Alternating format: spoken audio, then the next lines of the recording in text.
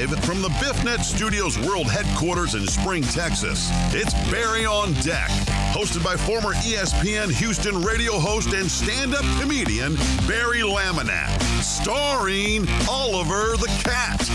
Written by Barry Laminack, produced by Barry Laminack, directed by, you guessed it, Barry Laminack, featuring sports, entertainment, special guests, film sessions, and some drinking. Okay, a lot of drinking. Viewer discretion is advised. And now, here's your host, Barry Laminack. What's up, you damn dirty deckheads? Welcome to Barry on Deck. I am your host, Barry Laminack. Thank you guys for being here. Today is Monday, December 12th, 2022. And this episode number, I have no idea what episode this is, because I'll be honest with you, my computer has just gone to hell in a handbasket, as my mom would say. No idea what's up with the light. It's like super red and I can't fix it because, of course, I'll be honest, I was so close to not doing the show today. Super duper close to just no show. And then I saw Alan Denson spend about 2 hours in the chat by himself talking. And I was like, well, I might just need to do a show to give Alan Denson an intervention, because that's not good. That is not okay that Alan is having long ass conversations with himself. I'm sure we'll have all kinds of problems on this show. I'm sure we'll have, God damn it. Okay, folks, so you're just going to bear with me for a second here. Let me try to stop what is happening. I am angry man. Angry man. I am trying my best not to lose my goddamn mind. And I know I said I wouldn't cuss. I know I said to be better about it. I don't give a fuck at this point. I'm super angry because every time I sit down to do this show at this fucking computer, oh my God, I hate it. Like, nothing fucking works, man. Yeah, Jared said this is why we don't do Thursday Night Football. It always fucks up the system. That and the Trey show. This shit is always just so screwed after that. God bless, man. I'm trying to get the light fixed because I'm red as fuck. I mean, look at that. That is ridiculous. And of course, I can't even, my start button doesn't even fucking work. There we go. Thank the fuck. Okay. Is this better? Yes. Hold on. I'm about to lose my mind. I'm literally on the brink of throwing shit. I hate technology. You know what I want to do? You know what would be great? You know what would be awesome? Is if all I had to do was walk in and sit down in front of a microphone like these lazy radio people. That's all they do. These lazy sons of bitches. They just walk in, they get their little paychecks and their insurance, and they just sit down and they just spew garbage 90% of the time. Like, oh, here's a take I read from someone else, and I'm just going to make it mine and pretend like I know what the fuck I'm talking about. And they don't. They don't know shit. They're just regurgitating. Oh, I got a 4-year degree in what? Copycat? But no, I got to be the goddamn producer and the writer and the editor and the fucking, lazy sons of bitches. I swear to God. I hate it. Because you know what? I did ESPN radio on Sunday. Walked in, sat down. 2 hours. 2 hours.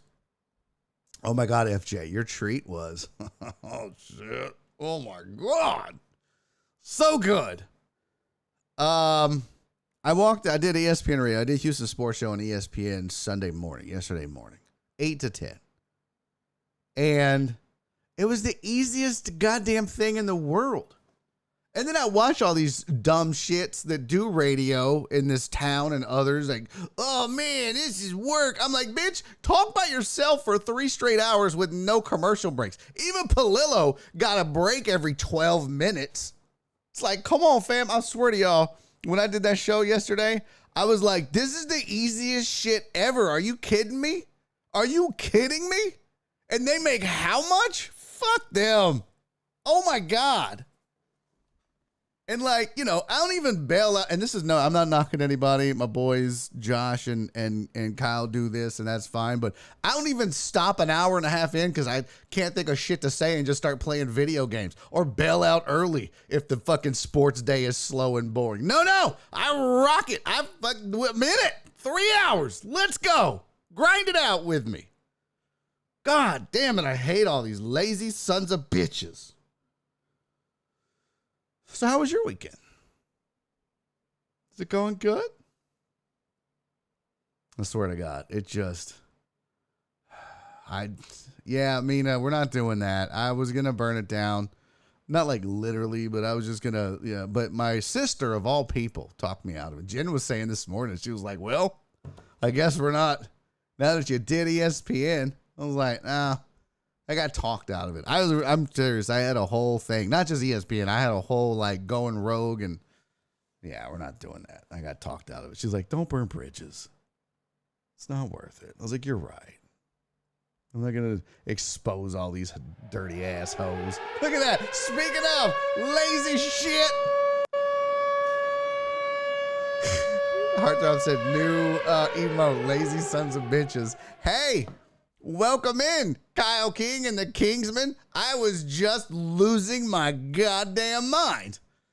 Just losing my mind. So welcome.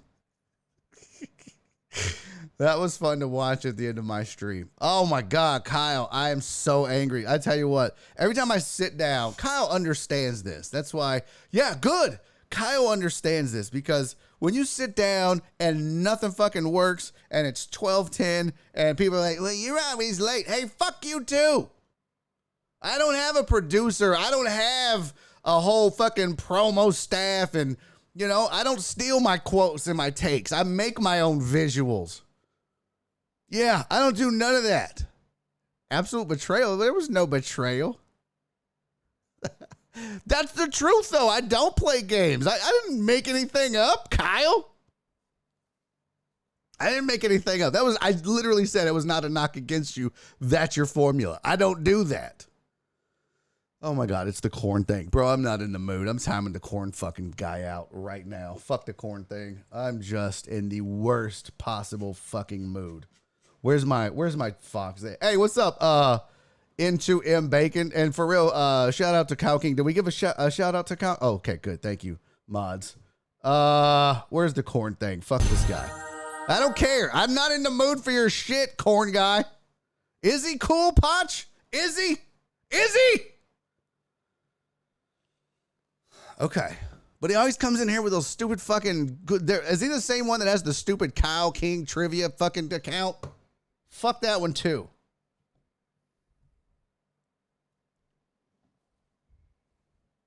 Cal said, now I feel bad I didn't play the dope song on the way out. Well, I mean, you steal it on the weekend, steal it during the week. What's the difference? This is not the day. I'm telling you right now. This is not, this is a lot of truth gonna come out. Fuck. I'm in such a bad mood. Oh my God. What in the fuck? Oh, God damn it, Patrick Randall. How am I supposed to be mad when you gift 20 subs? Heck yeah! God damn it, Patrick. Now I'm madder because I can't be mad. Heck yeah! I needed to be mad. I needed to be angry. Heck yeah! Would you look at this insaneness? Would you look at this shit? I love you, Patrick Randall. Heck yeah! He said, calm down. Cheer up, motherfuckers. Patrick Randall, you, sir, are a gentleman and a scholar and amazing and kind. I got to read all these names. Some of them are going to be dumb as shit, and I won't be able to pronounce them. I don't care. I don't care. Yeah. I'm going to read them anyways because I got to do a shot now in his honor.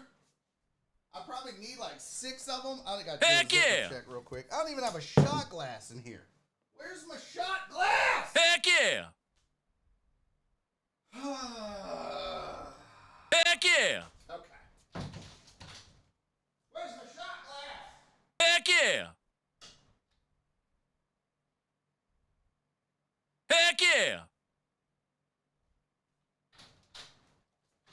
Heck yeah.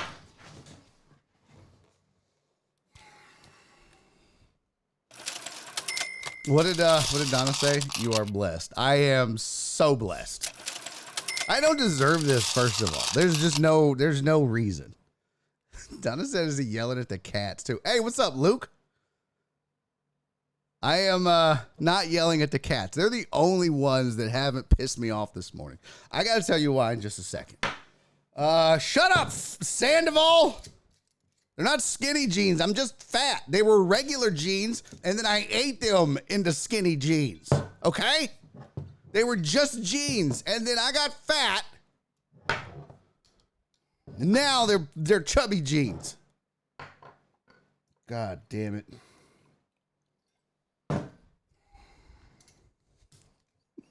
Luke said, I'm sorry that you were upset. I hope you feel better. Oh, I'm just angry. I'm just fucking angry. I'm angry at lazy radio people more than anything. And I'm lashing out. All right, let's read these names because Patrick Randall. I mean, we pretty much go together now, Patrick. I don't deserve this. This is amazing, bro. Thank you so much. You are the shit. So here's the names of everybody that got a, McLovin said, Barry, we love you, bitch. Well, no, actually he said, Barry, we love your bitch, which super, I mean, I'll fight you for that. But I know what you meant. Patrick Randall, homie, thank you for the 20 gifted subs, my friend. Here you go. Here's all the names. Dinger 1369, Alex the Killer 123. I guess Alex the Killer 12 was taken. Flatline though. Haha, nice. Flatline. Who else? Church Boy, LOL. In Bone Core. Papa Poops. 506. Sea Lord 350. T-Mac. What's up, T McCown? Laser Boomer. Haha. I don't know what that is. Austin Carp. 808. New guy. Peach got the juice. Let's go, Peach. Kodo 45. 45. Because Kodo 45-4 was taken. M. La Barbara. Noble Finn. Up Dog. What's up, dog? TQ Bets. Zach. K Camp. And J Hawk and Fly. Patrick Randall. Out here doing the Lord's work. 20 gifted subs. I don't even know what to do. I don't even know. I'm going to do this shot is what I'm going to do, damn it. Oh, we got a hype train close. Because after Patrick Randall, Joe Hernandez, thank you, buddy. 100 gifted subs. Potch with the 69. I like. Chris Reyes, thank you for the 69. I like. You guys are the best. The absolute best. And went OG shot glass for this one. Posh, thank you for the 200 bits. I don't deserve you. I love you. Donna, thank you, sweetie, for the 50 bits. All right. You guys are making me feel bad now for being in a bad mode. And I love you. Patrick Randall, you the shit. Thank you, buddy, for the level 5. Oh, come on. Oh, come on. I can't even run the fucking train because the shit is broke on my stream deck. It doesn't work. Okay, I got to do it manually. Level 5 just right off the rip. It's insane. Insane. Here, there's the nipple. There it goes. Boom. Okay, get that out of the way. Shit, that is insane. All right, I'm going to show some butthole. It's fine.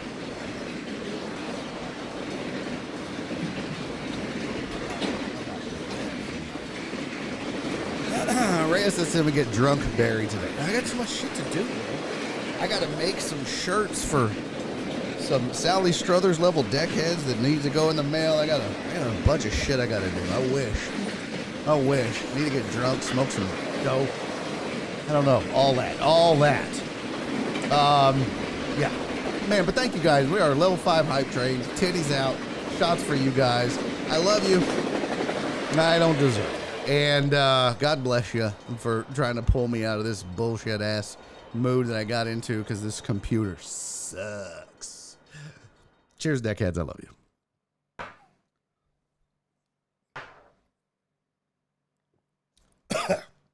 God damn it. I used to be so good at this.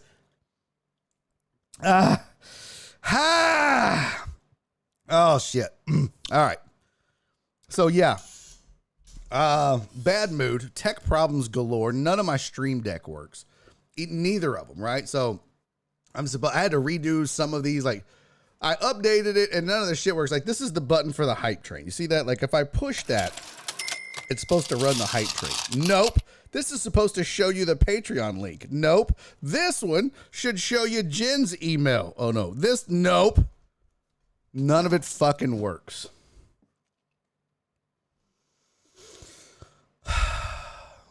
Alan said, thank you, deckheads. I so needed this. Oh, shut up, Alan!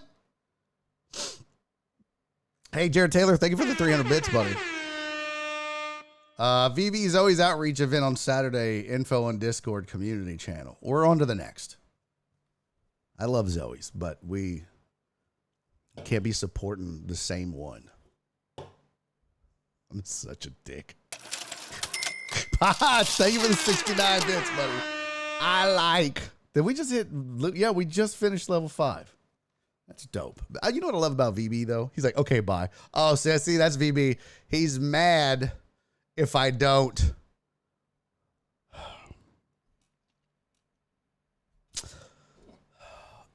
Don said, who is it now? It's nobody. It was a joke. I mean, like, Jen is fucking really good friends with Candace at Zoe's outreach. So it was a joke.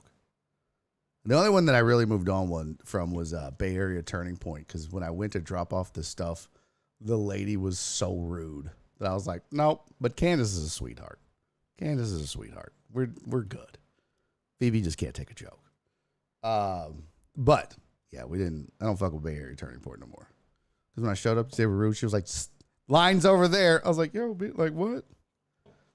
Okay. So yeah, I don't know. Now we don't have one because we're not doing a what's it called?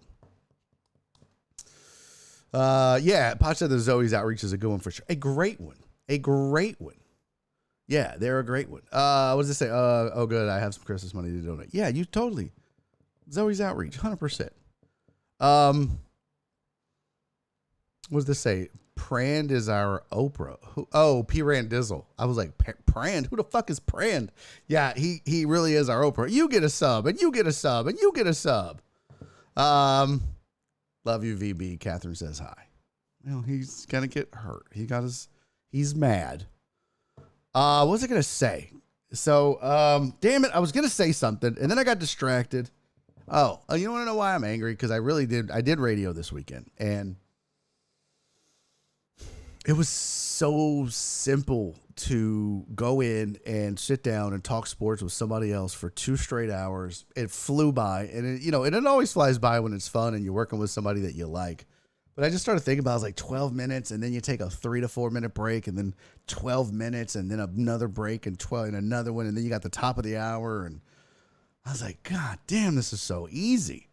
And then I don't think it's not anger necessarily. It's probably more jealousy. I'm like, these Cadillacing bitches. Like, these people just, ugh. Because this is a lot of, I love this. I wouldn't give this up. In fact, when I was talking to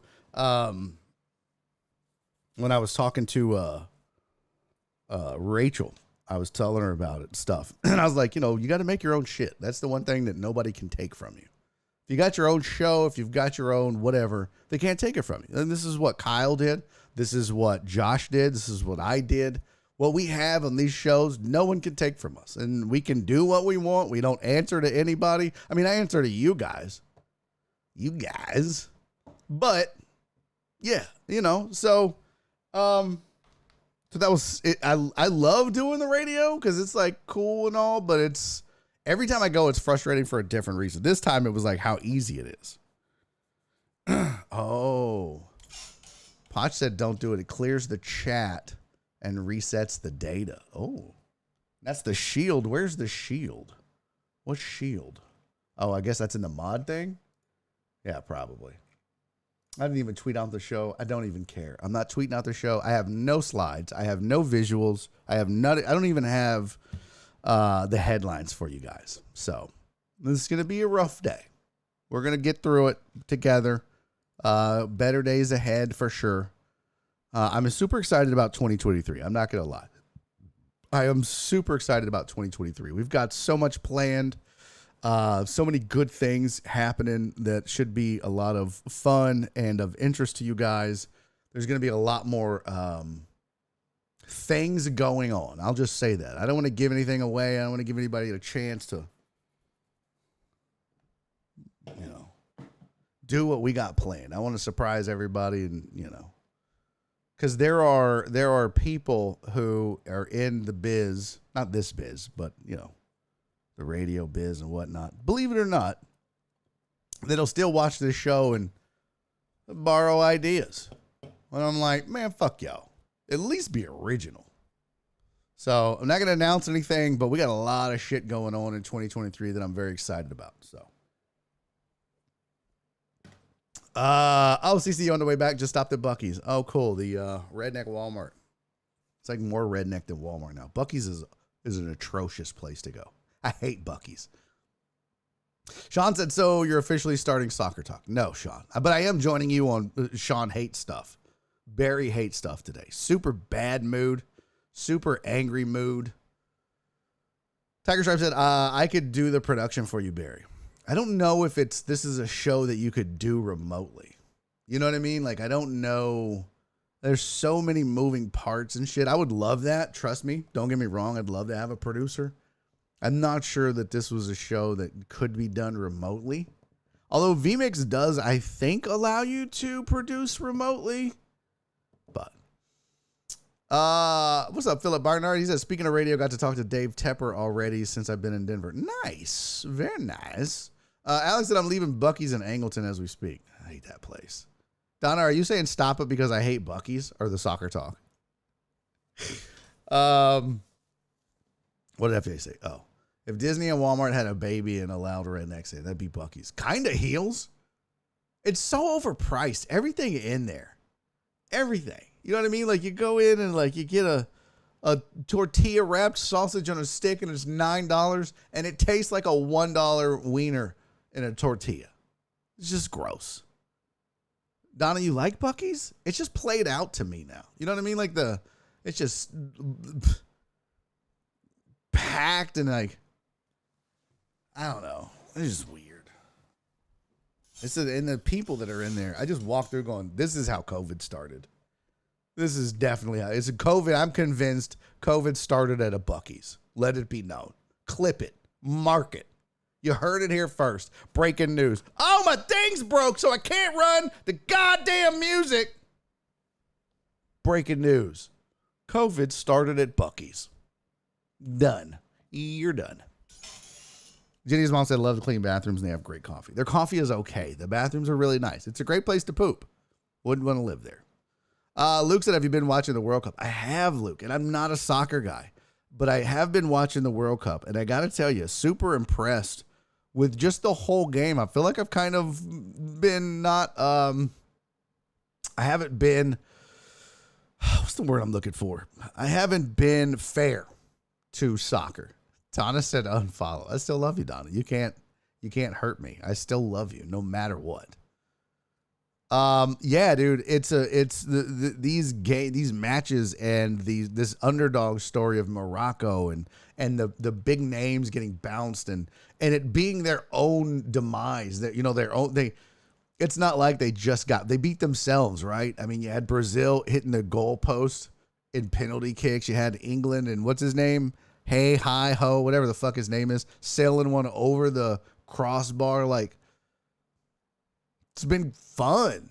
And I don't know shit about soccer. I don't know these guys. I could name you like 3 soccer players in the world. And by the way, I thought of something today. I'll tell you why I'm also frustrated again. Kane, yeah. Again, I don't give a fuck. I'll tell you why I'm frustrated. So, well, let me tell you this first. So I was driving around this morning. I was out running errands, and I was listening to John Granado and Lance Zierlein on ESPN 97.5. And they had on Glenn Davis, who is the preeminent soccer expert, not just in the city, but maybe the state. I mean, Glenn is up there, top-notch guy, one of the nicest people. If you ever get a chance to meet Glenn Davis and shake his hand and say hi, do it. He will make you feel like you're the most important person in the world, make you feel like $1 million. He's handsome and dreamy, well-built, in shape. There's just not a bad... It's not a bad experience if you get to meet Glenn Davis. And if you get to make out with him, Sean, you should do it. Even better. I mean, not that I did. I'm just saying, like, you know, if you get, you know. Anyways, the thought occurred to me that, you know, we get our folks that come in from across the pond and they're like, meh. Death to 97.5 haven't listened since they went full clown. I mean, I'm down with that too. That doesn't hurt my feelings. Ooh la la, Glenn. But the thought occurred to me, you know, we get people. Sorry, I can feel my shoe is untied. We get people from across the pond that come here, and they're like, "It's not soccer, it's football, you dumb fucking American." I eat blood sausage and I have 3 teeth. Yeah, okay, whatever. And there's nothing great about Britain. Oh, shit, we just got a shoe check. Who did the shoe check? What was it, my guy Chapo? Oh, Alan Denson with the shoe check. Let's go. Hey, by the way, thank you guys for the hype train. 20 gifted subs. Patrick Randall, I really owe you another shot. Actually, I kind of owe you a hand job or something. I feel like I gotta put in work. But man, 20 gifted subs, 857 bits. You guys are the shits. Alan Denson with the shoe check. I'm going to catch heat for this. I'll get back to my story in just a second. But I'm going to catch some heat for this. But I'm wearing the Remember the Dome t-shirt. So I got out my super comfortable. I thought this might put me in a better mood wearing the Yeezys. Don't judge me, okay? Don't judge me just because I probably shouldn't wear these anymore because of the mean and disgusting shit that Kanye has said. But I paid so much for these hoes. I'm wearing them, okay? I'm wearing them. So, ND, I call it soccer. What? Oh, you're from Britain? Are you really, Jeff? I was like ND, but you meant and. You're from Britain and you call it soccer. Okay. What's up, young double XP? Said Shaquille O'Neal. Just random ass shit. Cool. Welcome to the show. Random ass post chat message. Wilt Chamberlain. Just match your randomness with my own randomness. How about that? Rudy Rod. Spaghetti. Well, everybody just pick out a random word and post it in the chat right now. Just random. Doesn't even have to be a player. Just the most random shit. The most random thing you can think of. And I mean random. Not like, mouse pad. Like that's not random. I'm talking like random weird shit. Like Weeble Wobble. Y'all remember those? Weeble Wobbles? You remember those? Beaver, snot, bro, really? Evil Death? Bro is the most random thing you could think. Waffle House, windshield wiper. It's pretty random, Dubs. Boobs, not random at all. Fluffer Nutter, yo, Mina's bringing it today. Big Bird, slippery dick fish. Okay, now that is super random. Young Double XP just put Scott Foster. What is happening right now? Sloshy butthole discharge. Jesus Christ. What have I done? What have I done? What is that? Pantera? Okay. That's not. See, we don't need slides to be entertained. Don says. Flugelbinder? I don't know what that is. Amos said pause. I'm still learning what that means. Pause. Doesn't that mean like you said something that's not true or whatever? I don't give a fuck. I'm too old for this shit. Tiger Stripe said beach, slippery dickfish, big bird, snickle fritz, O-ring. That's pretty good, Jeff Bell. Orange, Scott Foster. We got sloshy butthole discharge, Pantera, pause, Flugelblinder, flyline, anal seepage, Dallas Cowboys. It's off the rails really, really early. That's not random. That's Angel Hernandez, Dikembe Mutombo, Polando, Macumba, Jean-Jacques Wamutombo. Yeah. Suck on that, young double XP. You didn't think I'd nail that first try, did you? Huh? Damn right I did. Amos said, what is happening? I have no idea. Nachos, pillow. I just said name random shit because young double XP showed up and just chatted some random shit. So why not? Why not? Young Dubs XP said respect. Well, good. Go on and hit that follow, player. Go on and hit that follow if you respect. Yeah, because now I just derailed this whole show for you. I was right in the middle of some good ass stories. You show up, yell out Shaquille O'Neal in the chat like it's a code word, like it's your safe word during sex. That'd be super weird if that was your safe word during sex, right? And you're like, whose is it? Whose is it? And she's like, Shaquille O'Neal. And you're like, wait a minute, what, bitch? Are you having sex with Shaquille O'Neal? No, that's the safe word. I gotta pee. All right, back to the show. Now that we've been severely derailed. Yeah, good point, Cece. There's no such thing as a bean mod because there's no such thing as the bean anymore. So I'm driving around listening to John and Lance, and they have on Glenn Davis from Soccer Matters. The preeminent soccer guy in the city of Houston by far. One of the preeminent soccer guys in the state, maybe nationally. Calls games for ESPN. Known the world over. And you know what I thought? All the shit I take from everybody from across the pond or whatever, that's like, it's not called soccer, it's called football. Well then, you know what? Why doesn't Glenn Davis host Football Matters? Fuck! The zoom in doesn't work. God damn it. Yea, though I walk through the valley of the shadow of death, I shall fear no stream deck. I tried to do the zoom in effect. None of it works. Not a goddamn thing. So emotional damage. So yeah, the fact that Glenn Davis calls it soccer, everyone can suck it because he's the most soccer dude I know. And if he calls it soccer, I don't give a shit what y'all think. Okay.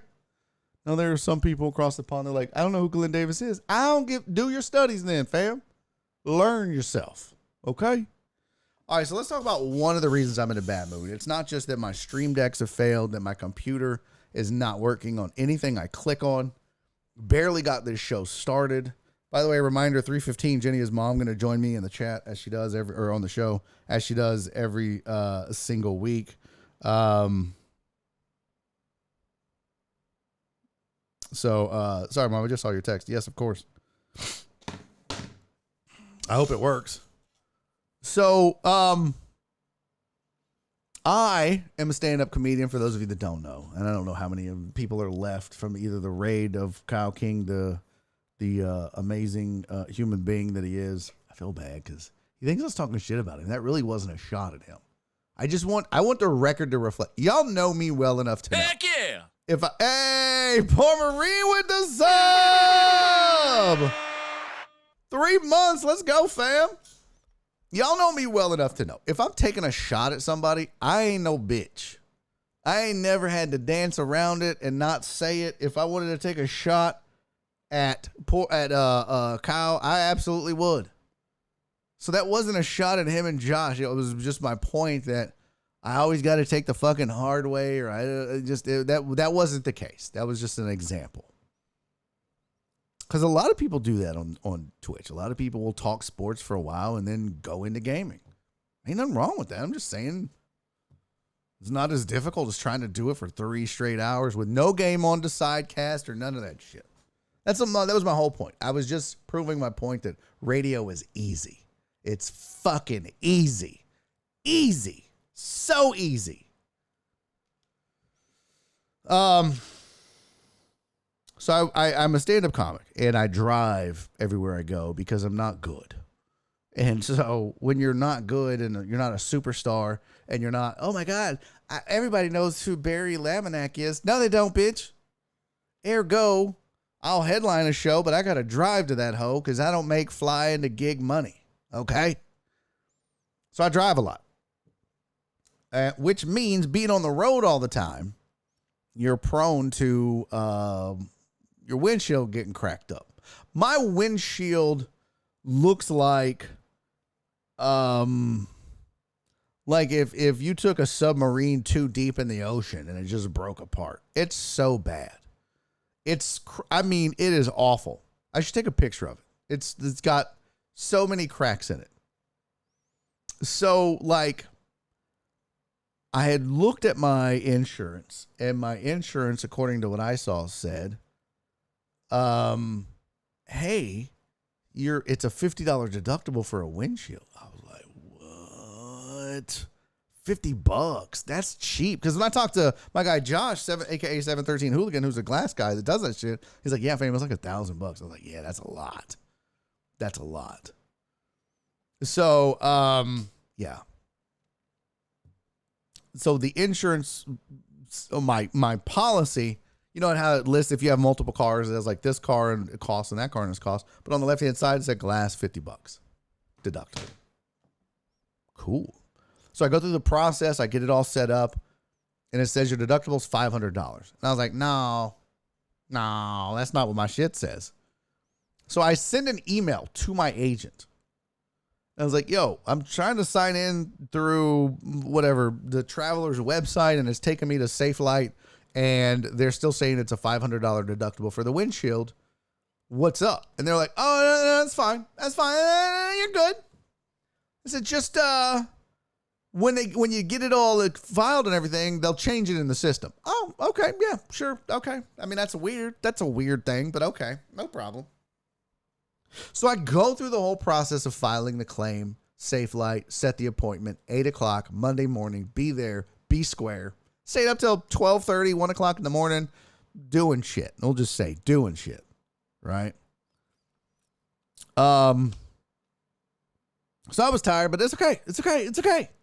Got to get it done. New windshield. Come on, I'm ready. I've been driving around with this windshield like this for 3-4 years now.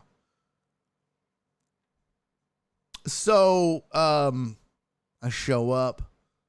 The guy's like, okay, were you here? I got an appointment at 8 o'clock. Cool. What's your name? I tell him, Truman Laminack. He's like, oh man, I don't know who the fuck you are. And then so he goes, all right, so, it'll be $500 today. I was like, no. It's going to be $50. He's like, no, it's going to be $500. I was like, no, it's not. You're done. I was like, no, listen, we have this email. He's like, yeah, that doesn't really help me. He said, and I said, look, here's the policy. And I pull up the policy and I show him the policy. I was like, I'm telling you, like my agent said they'll change it in the system. So he calls Travelers and she's like, no, it says his deductible is $500. I was like, no, my agent said it's $50. She said they would change it. So the Travelers lady puts the windshield guy on hold. He goes, can I see your policy? I was like, yeah, no problem. I pull it up on my phone. I hand it to him. And he's scrolling through and he goes, well, this says, it looks like it's only included on your wife's car. I was like, why would that be? He's like, I don't know. And I looked at it and I was like, it kind of does look like it reads like that. Because, like they list the cars and then they put them in the columns. And hers says INCL included. Mine has nothing, but I thought it was included on the cars. Apparently not. So he goes, so then they come back and they're like, yeah, it's still $500. And they hang up. And he looks at me and goes, well, looks like it's $500. Do you still want to do it? I was like, hell no, I still don't want to do it, man. You got no damn $500 for no stupid ass windshield. Give me my phone. He hands me my phone. He goes, so do you want me to cancel the appointment? I was like, man, I don't give a fuck what you do with this appointment. And stormed out. I was so goddamn mad. Because I was so excited to finally get this raggedy ass windshield. I look like a broke bitch driving around. I do. I look like some, I don't know. It looks like I sleep in my car. Like if you saw my windshield, you'd be like, oh yeah, he's got a meth problem and sleeps in his car. 100%. 100%. So that's how my morning started. And then I get home and chaos ensues around the house with bullshit I'm trying to get done. And and then I come to sit down to do the show. No prep work. It's 1:58. I sit down at 1:58. Fuck it. We'll just go live. We'll do it live. I do it. I'm like, let's go. Of course. Can't get nothing started. Finally get shit started. Nothing works. And here we are. Excuse me. So, yeah, I'm in a super bad mood. Nothing worked.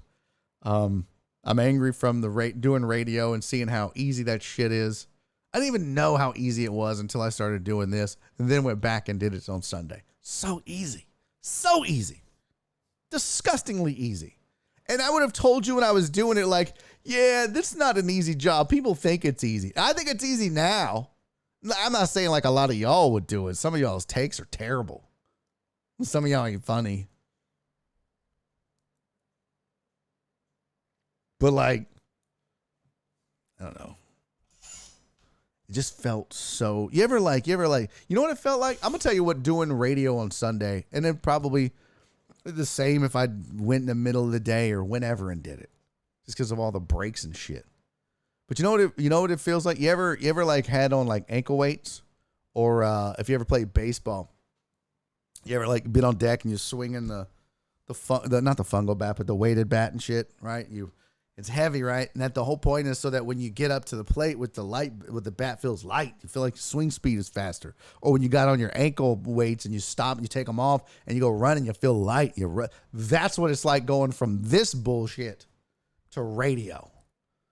This Barry on deck, this is literally like standing on deck with a fucking weighted bat that weighs 80,000 pounds and you're swinging it. You're doing all the producing and all the bullshit.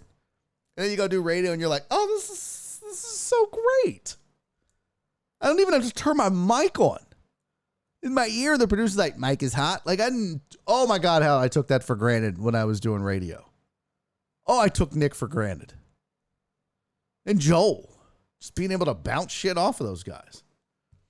Poor Marine said, great 97.5 show on AM. I watched the replay. Oh, thank you, buddy. I appreciate that. Yeah, that was fun. I love Rach. I appreciate Jerome Solomon giving me the chance and the opportunity to get it back on the airwaves. Always fun to do it. Always love to do it. Always love to do it. But it's easy as fuck compared to this. I'll tell you that much. I never showed up to the radio and be like, well, we're going to be 10 minutes late starting the show because nothing works. I mean, like once every 12 months. But guess what? I don't have to fix it. I'm just the talent. That's it. What does this say? Okay, I have to have approval to type anything, Alan says. Catherine is sitting right next to me. Quote, love you guys. What did you do, Alan? What did you do? Yeah, Donna, deckheads were very well represented Sunday morning. Rachel was like, oh man, the numbers are, it's pretty good. It's like the deckheads don't fuck around, man. Even as I said, are you going to go back on Fox 26? I mean, they occasionally will hit me up. Isaiah Carey's been great, through the pandemic and beyond. He always will hit me up to bring me on for sports stuff, and I'll do that nightcap show on occasion. In fact, and this is not me pandering to you guys, but when I was doing the Isaiah Carey show, last Monday, I think it was. The producer of the Nightcap, she saw that I was doing the Isaiah Carey show, or the Isaiah Factor. She was like, "Oh my God!" So she came down, said hi. Oh, she's like, "Hey, how you doing? Hugs, love you, miss you. How you doing? I'm good, cool. I didn't know you're that good at sports. I knew you were a comic." I was like, "Yeah, I do both. I've been doing both." She goes, "That was great." I was like, "Thanks." She goes, "Say, listen, I was gonna reach out to you. Are you free on Wednesday?" I was like, "Oh yeah, what you got going Wednesday?" She's like, "We're gonna do another episode of the Nightcap. Was going to see if you wanted to join us." And I was like, "Well, what time?" And she was like, 1:00. I was like, "No can do. I gotta do Barry on Deck. That's my show. That's how Daddy pays the bills. And I gotta do that. I mean, if you want to, if you're paying more than Barry on Deck, then absolutely. But nah, I'm gonna have to pass." So I mean, I don't think I would have ever done that before, where I would turn down TV. I'm like, no, this is the bread and butter. This is the thing. This is what we're growing. But I ain't gonna lie. I did say, you guys don't have a sports show that's not just news. You ever thought about doing just like I don't know, Friday night sports show, Saturday night sports show, Sunday night sports show? She was like, "You know what? I haven't." Well, that's a really good idea, Barry. I'm going to go back and talk to the powers that be. So, hey, maybe one day your boy might get his own sports show on Fox 26 in Houston. Until then, we'll just sit here and cry and be sad. Poch said, "Bro, do you know why you work so much harder? It's because you're passionate about this. That's why you have this community and the following you have." I love you, Poch. I am passionate about it. And that is, even when I'm angry and in a bad mood and say mean shit to some of you, I love you, to all of you, to the ends of the earth. I mean, like, yeah, but I am passionate about it. I love this. I love entertaining you guys and talking sports. And I'm not going to cry, Mom. I'm good. But I love this, man. I do. I love it. And yeah. I want this. I want this. So I do try to work hard at it. No, she just doesn't want me to get timed out. Oh yeah. Yeah. This is not the day to be fucking around. I'll tell you that much. Definitely not the day. Anybody seen the new Die Hard Christmas shirt?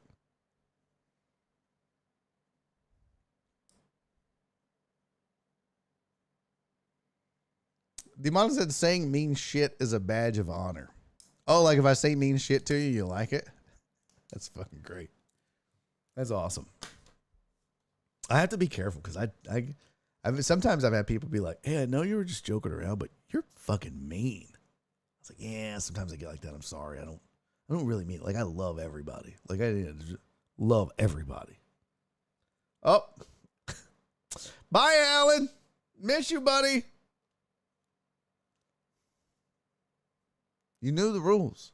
You knew the rules. By the way, do we have like a rules?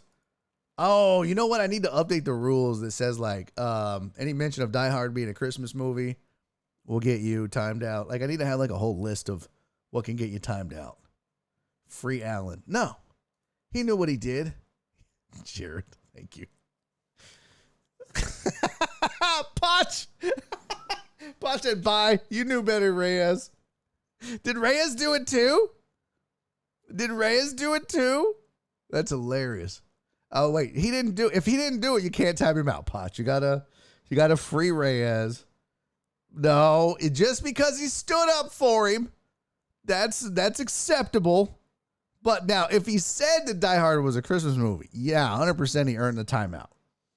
But if he was just defending his honor, that's okay. We'll let him go. All right, Jenny is mom. None of that bullshit. Free Chris. What? No. Punch out here laying down the hammer. Yeah, I know. Thank you, Marty. I appreciate that. What's up, buddy? Good to see you, man. I had no idea you're getting paid more streaming on Twitch than doing a TV show at Fox. Overall.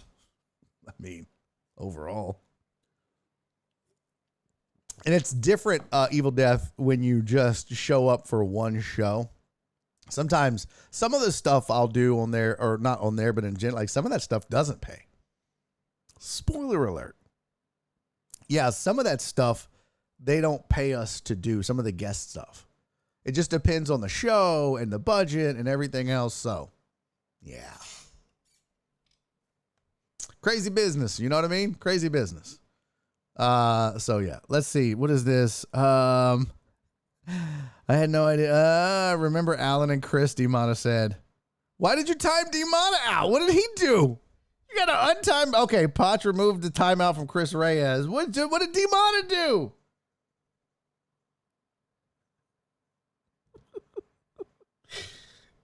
Reyes is doing his own free Reyes. Nice. Yeah, you got to let D-Mata out of jail, too. He didn't do anything wrong. He was just defending Reyes. So, yeah, Potch is on one. Y'all better watch out. Potch got that quick trigger finger. Quick. He ain't messing around today. Because he knows I'm in a bad mood, and I appreciate that. See, that's how you know you got good mods. You show up in a bad mood, pissed off, angry, mad. And your mods got your back. Yeah, it was a short sentence. Okay, you know what? We haven't talked any sports. And like I said, I don't have any. What's up, Clarence? Did y'all know that Iron Man 3 is a Christmas movie? I mean, that doesn't bother me. That's fine. I don't give a shit about that. Maybe you need to rethink your mods. Oh, no. No. They get me. You know, you can always undo a timeout. What I don't need is some mamby-pamby mods. Where's OBJ going now? Ty Hilton to the Cowboys. Oh, let's look that up. We haven't talked any sports. So let's start with that.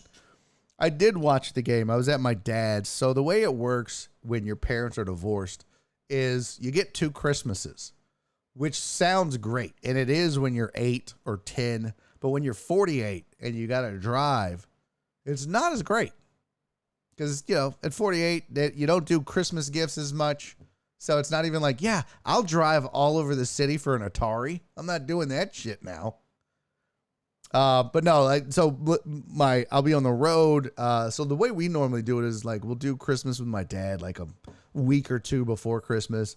I'll try to go see my mom on Christmas Day at some point, and we'll do Nora's family on Christmas Eve. So, it's a bit much, but you know, whatever. We've been doing this so long, it doesn't even really feel like. Thank God we don't have kids.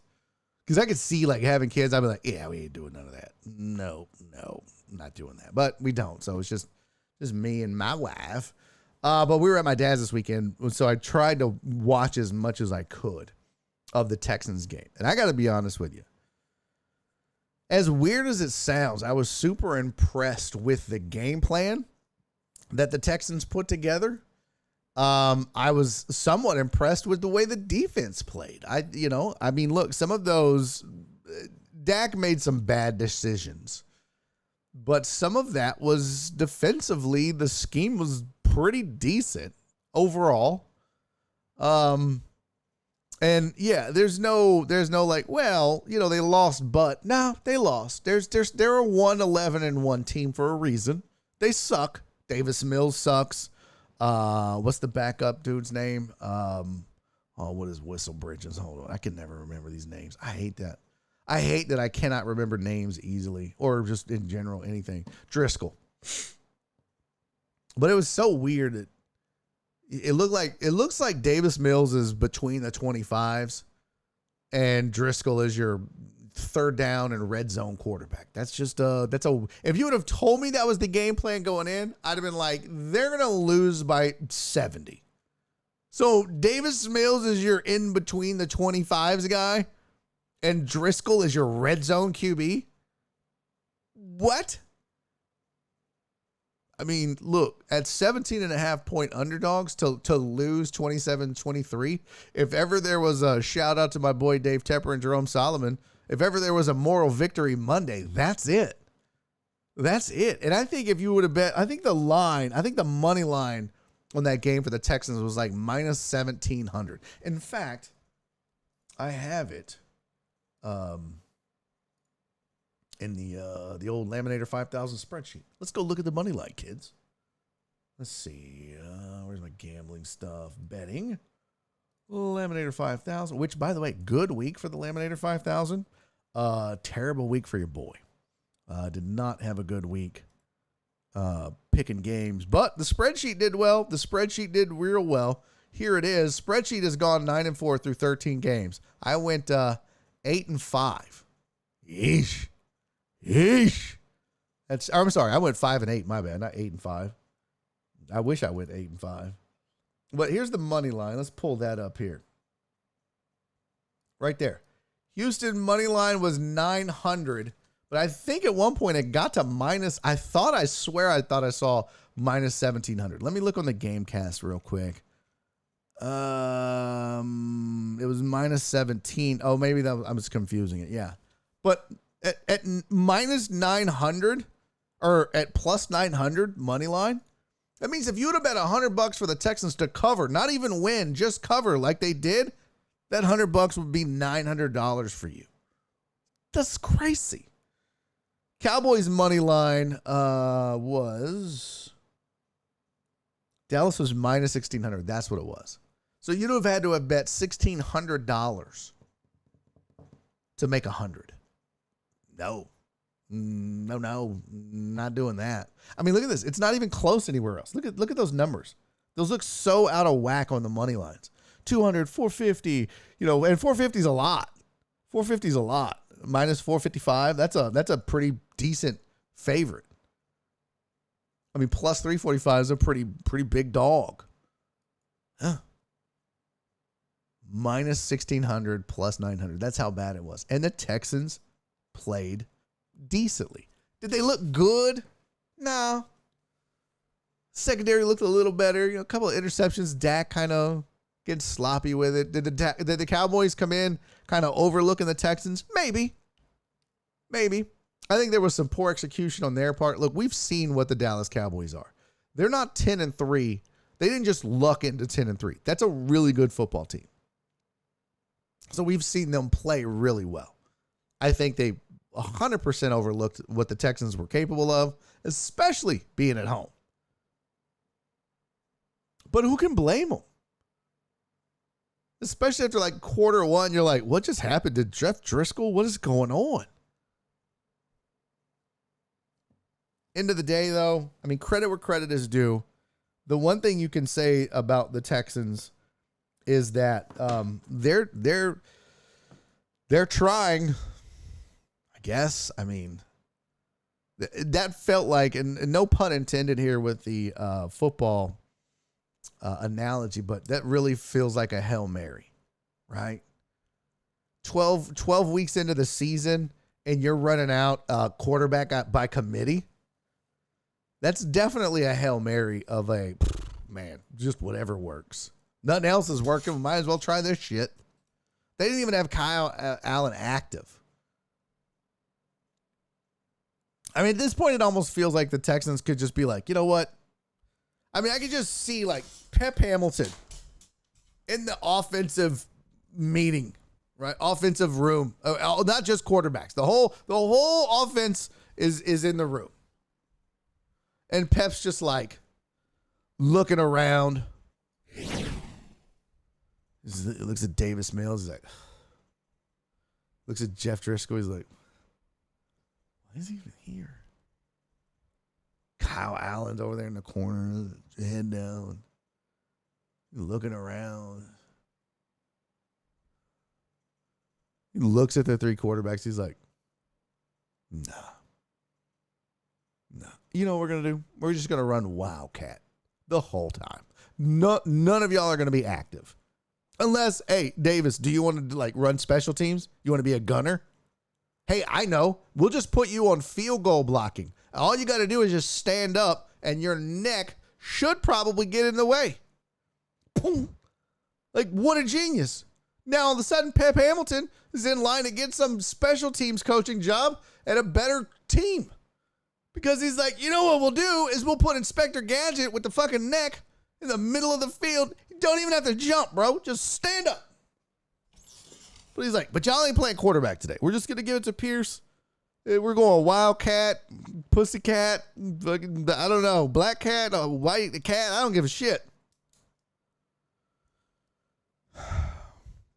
Amos said the Saints have been doing that with Taysom Hill the last 5 years. Yeah, but I'm just saying, like, don't even make your quarterbacks active. Who gives a shit? Who gives a shit? I mean, the lines for these guys. Let's see. Hold on. Box score. I mean, it wasn't like Jeff Driscoll was 4 of 6 for 38 yards and a touchdown. Amos, you could go get 38 yards, homie. Davis Mills was 16 to 21 for 175 yards and an interception. Yep. Sounds about right. Just bad. Just bad. But you know what? I admire the fact that team didn't quit, that they believed in the game plan, and they still went out and did it. They were up going into the fourth quarter, which was insane to me. But they, fell apart on the last drive. The defense kind of showed up again. The defense that we've seen all year showed up and gave up a game-winning drive at the end. So, I mean, it wasn't no Baker Mayfield type drive on Thursday night, but it's pretty damn close. But that's okay, because what you got was kind of what I was hoping you'd get out of this team. They showed some fight. They showed some care. They showed that they had a little bit of dog in them. But they also didn't do anything stupid like win and blow the opportunity to have the number 1 pick in the draft. Good job. Good job. And out of all of this, I think the takeaway is that I've seen a couple of people.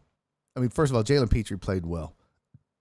But I'm seeing a couple of people already saying, it's time to clean house. I was watching Sports Sunday late last night on Channel 2, and they had the show from 610, the Sterner and Clint Sterner, and I forget the dude's name. I don't know. Whatever that show is. He's called The Show. That's all I remember. And he was like, it's time to start over. Like, all the way up the top. That's what you do. All the way to Nick Caserio. It's time to clean house. I'm like, welcome to Houston show. You obviously did come from Kansas City and hadn't been here long enough. Cal McNair ain't doing that. They move. Dude, the fucking Texans move slower than the goddamn government does as far as getting shit done. Are you kidding me? Bill O'Brien should have been fired a long time before he got fired. You think that they're going to... No, fam, that's not how that works at all. And I thought Lynn Zerline brought up a great point this morning on the radio show. They ain't fired Lovie Smith, and now they got to pay a third coach? Shit.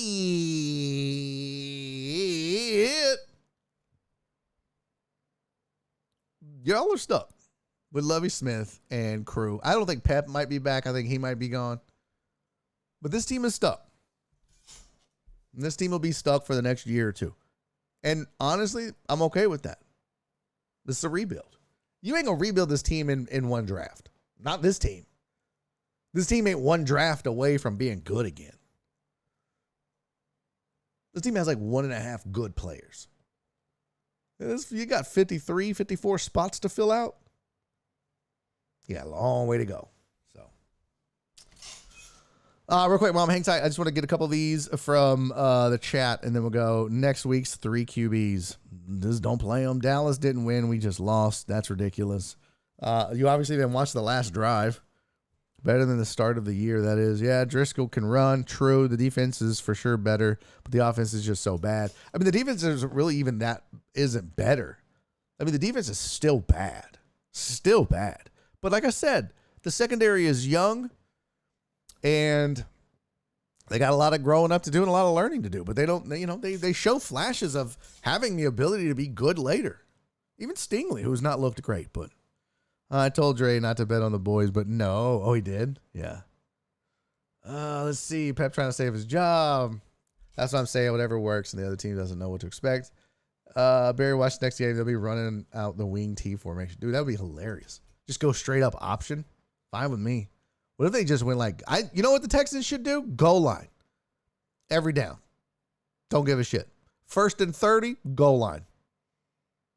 4th and 1, goal line. 3rd and 10, goal line. Red zone, goal line. Barry, it's 1st and 30 from the 40, goal line. TJ, that was fun watching him play yesterday. Oh, yeah, Brock Purdy. Pretty crazy. Pretty crazy. Barry said, do you think that the Texans say the Davis Mills experiment didn't work and draft a top QB? Probably. I think that they probably go out and get Bryce Young. I think the Texans will do one of those things where, well, maybe Caserio tries to be a bit of a gunslinger, but I feel like the Texans have always been safe. So if the media has been saying that Bryce Young is the answer and the guy and the person you go get, it's probably what they would do. But I don't know. Caserio might surprise us and go, nah, we're going defense. So maybe so. I would love for them to tank next year and get Caleb Williams. I think he'll prove to be a much better NFL quarterback than Bryce Young. But maybe I'm wrong. I don't know. I'm not a scout. I've been wrong a lot. All right, last one that we got to get to. Jenny, his mom, she's waiting patiently in the green room. Lovey is a coach, not a magician. They have nothing. Yeah, a lot of people that are dogging Lovey, I don't think he's the best coach in the world. He has shit to work with. So don't withhold a little judgment on Lovey. Barry, do you think the Titans are making a Texans-like mistake firing GM and giving Vrabel more power like Bill O'Brien? Great question, and yes. I think they love Vrabel. That's cool and all. I think Vrabel's not as dumb as Bill O'Brien, but I still think, when you get shit like that, ego takes over. And, Mike Vrabel is not Bill Belichick. And even Bill Belichick, we've seen what he's done since Tom Brady left. So a quarterback like Tom Brady or Patrick Mahomes or Josh Allen, those will make you look like a genius, which gets these guys these dual roles because they happen to have gotten lucky and been given this franchise quarterback for the next decade. So he's doing it though with a running back and not a franchise QB. But they love him and they play hard for him. So. All right, joining me on the program now, bless her heart, she's been waiting so patiently in the green room, looking beautiful as always. Joining me on the program, she's probably mad because I dog shit to the Texans, and we didn't even talk how awful the Cougars looked. Joining me on the program right now, as she always does, the wonderful, the beautiful Jenny as mom. Mother, hello, how are you? Hi. When I was driving around listening to that football game, and I was thinking about, I listened to you and Rachel earlier that day, and Rachel was telling you, I think the Texans might pull this out. Remember that? And you were going, no way. Yeah. And I'm like, oh my God, this is so close. Rachel could be right. Barry will die. It's ridiculous. I didn't even remember that, but yeah, there's no reason that game should have been that close. That's why I think the Cowboys just overlooked them. You know what I mean? You can't blame anybody. I was going to say, you can't blame anybody overlooking the Texans. Now, I was pretty upset about the Cougars. Let's talk about your Cougs. I saved it for you. I was going to talk Cougars, Bama, but I didn't want to get into it on my own. At @total_Dallas say fall ride one mo time. What just happened? What just happened? CC just timed somebody out. Hold on, Mom. Time out. 1 second. Okay. CC. All right.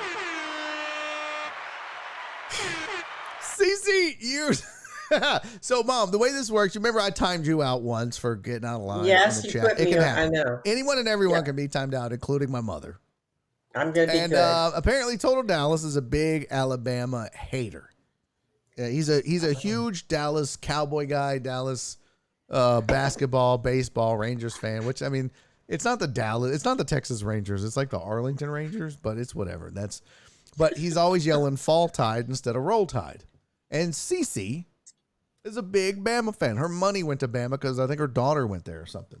So she loves her some Alabama football, whatever. Well, in the chat, you can use points to time people out, and apparently Total Dallas got out of pocket. So Cece has spent her points and timed that raggedy bitch Total Dallas out. So who got it? Cece, you took care, and she's a mod, so she can spend the points and then time him out herself.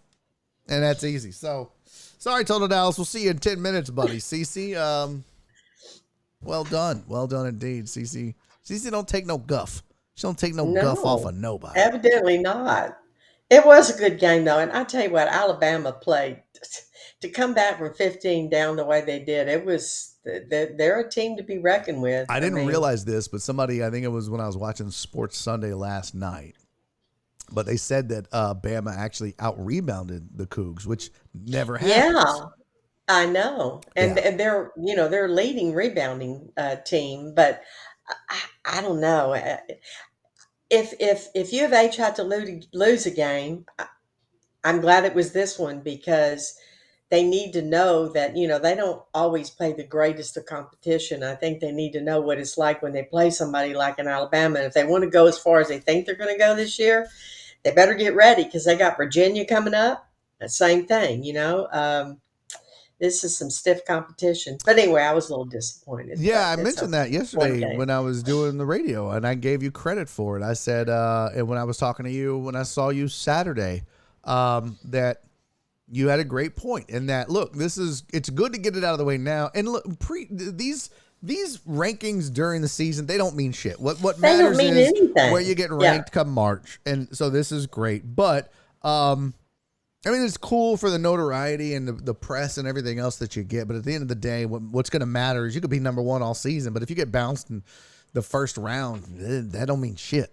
And no well, one's going to remember that. But I think you made a great point, no, which was you better, it's better to learn the lesson of respecting who you got on the court and who you're playing now than to big fall time. and lose in the tournament. So it's a great point. Maybe this for those guys, and it's fine. Kelvin Sampson, he's mean and angry and in your face, and they listen. But a lot of times, even like if you watch the Cowboys play the Texans, I'm sure Mike McCarthy and that entire coaching staff was like, do not overlook this team. I promise you, they're better than you think. Da da da da. And the players will be like, yeah. But in your mind, you're going, whatever. They're not better than us. This is stupid. Yeah, and I don't think they overlooked Alabama. I just think they weren't Oh no, no, prepared for no. how good Alabama is. I mean, they're Mm-hmm. really good. They beat two number one teams this year. They destroyed So, Carolina, not just yeah, like on the court. absolutely. Once North Carolina Absolutely. lost to Bama, I don't think they won again until this past weekend.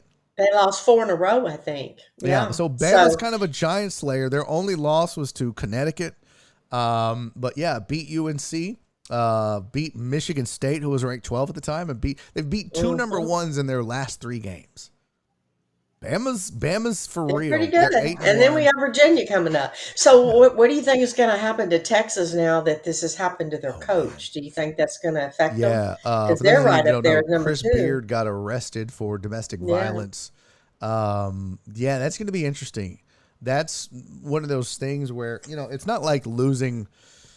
I mean, a head coach in college basketball, that's the guy, right? If you look at, for example, the turnaround that happened with U of H, it's because of Kelvin Sampson. And the Oh, turnaround for UT absolutely. is because of Chris Beard. So you can talk about Absolutely. systems being in place and all that, but not only does it become one of those things where what do you do? What do you do about the coach? And yeah, you try to maintain the systems, but now you got to worry about recruiting and the fact that this becomes a huge distraction for the team off the court Very, that those very guys huge have to deal with. distraction. So, And I mean, they've got a hopefully it great doesn't. team, too. Yeah, hopefully it doesn't have an effect on them. But yeah, Texas had some really good basketball teams right now. Let me go to the rankings here. API Baylor's coaches like what? poll. So Yeah, what's Purdue is number Baylor? 1 now in the AP top 25. Virginia's Purdue? 2. Yeah. Really? Yeah, Wow. week I didn't see it 6. today. Yeah, Purdue 1, Virginia 2, UConn 3, Bama 4, Houston 5. Okay. Texas is 7. Bama moved up more. Yeah. Yeah, Texas is 7, Baylor is 11, and TCU 21. So Yeah. several Texas teams in the top 25, but yeah, that sucks for Texas because they've got, let's see, they fell 5 spots. And they got Rice, Stanford, UL, OU. They don't have a ranked game until TCU January 11th. And then they've got Tennessee and Baylor back to back, plus Kansas, plus Baylor, Yeah. plus Kansas again. So they've got a ton of ranked opponents down the stretch. And why it does matter is you've got to beat those top tier teams in college basketball to get your net rating up, to get a better overall ranking, to get a better seeding in the tournament. You don't want to be dropping those Absolutely. games, so that could suck for you too. No. And also, I think just being up there at number one, two, and three, too, it's great for your recruiting for the next year, too. I mean, you're getting the notoriety, you're getting the press, you're getting on, like they were on ABC, Mm-hmm. they're on national television. I think all that's important. Yeah. But, if they had to take their they had to take their licks, I'd rather do it now than get in the tournament and lose in the Sweet 16 or something. Yeah. Anyway, but they're a great team, and so is Alabama, and so is Texas. So it'll be interesting to see what happens. And that's what they were asking in the chat. P. Rain Dizzle says, speaking of respect, does UT basketball fall off after last night's incident? So we talked about that. Yeah, Donna had a great point too. Bama was so much taller than U of H. Oh, She they made that really point on the were. Discord. Yeah, it was crazy. And they never quit. I mean, Yeah. it was amazing. It was really amazing. Yeah. And, they had a sellout crowd. I mean, Fertitta Center was packed and noisy and loud. Yeah. U of H only lost 4 home games out of 20. So they had a Pretty real wild. home court How advantage. heartbroken are you But going to be once Kelvin Sampson gets a big time job?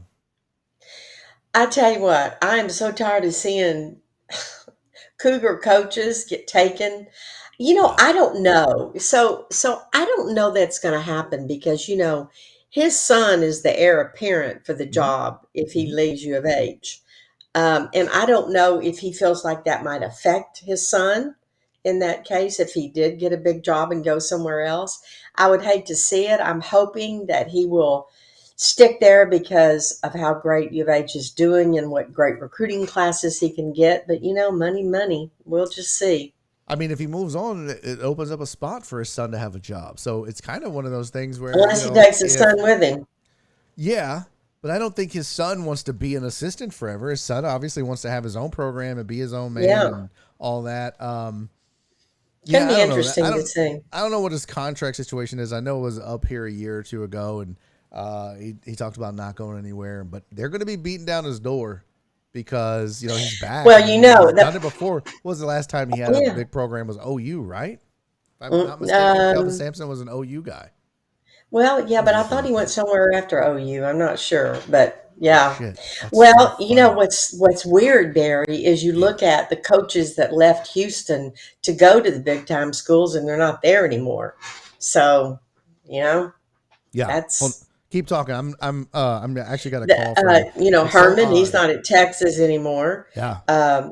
What's his name is not at A&M anymore, and so it's like they went for the big money and then they didn't have a job after a couple of years. I don't think they realized how tough the alumni association is at some of those bigger schools and what pressure they're under to win. I mean, winning is like winning at the top for these schools, even if you have like a 12-4 season or whatever. So that's not good enough. So it's tough.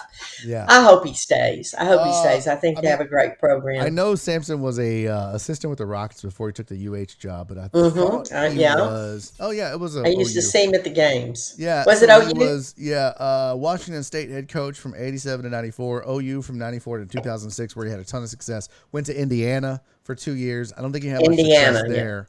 Then a Bucks and Rockets assistant, and now from 2014 to present. That's I didn't realize it was that long. That's a long time. He's been there.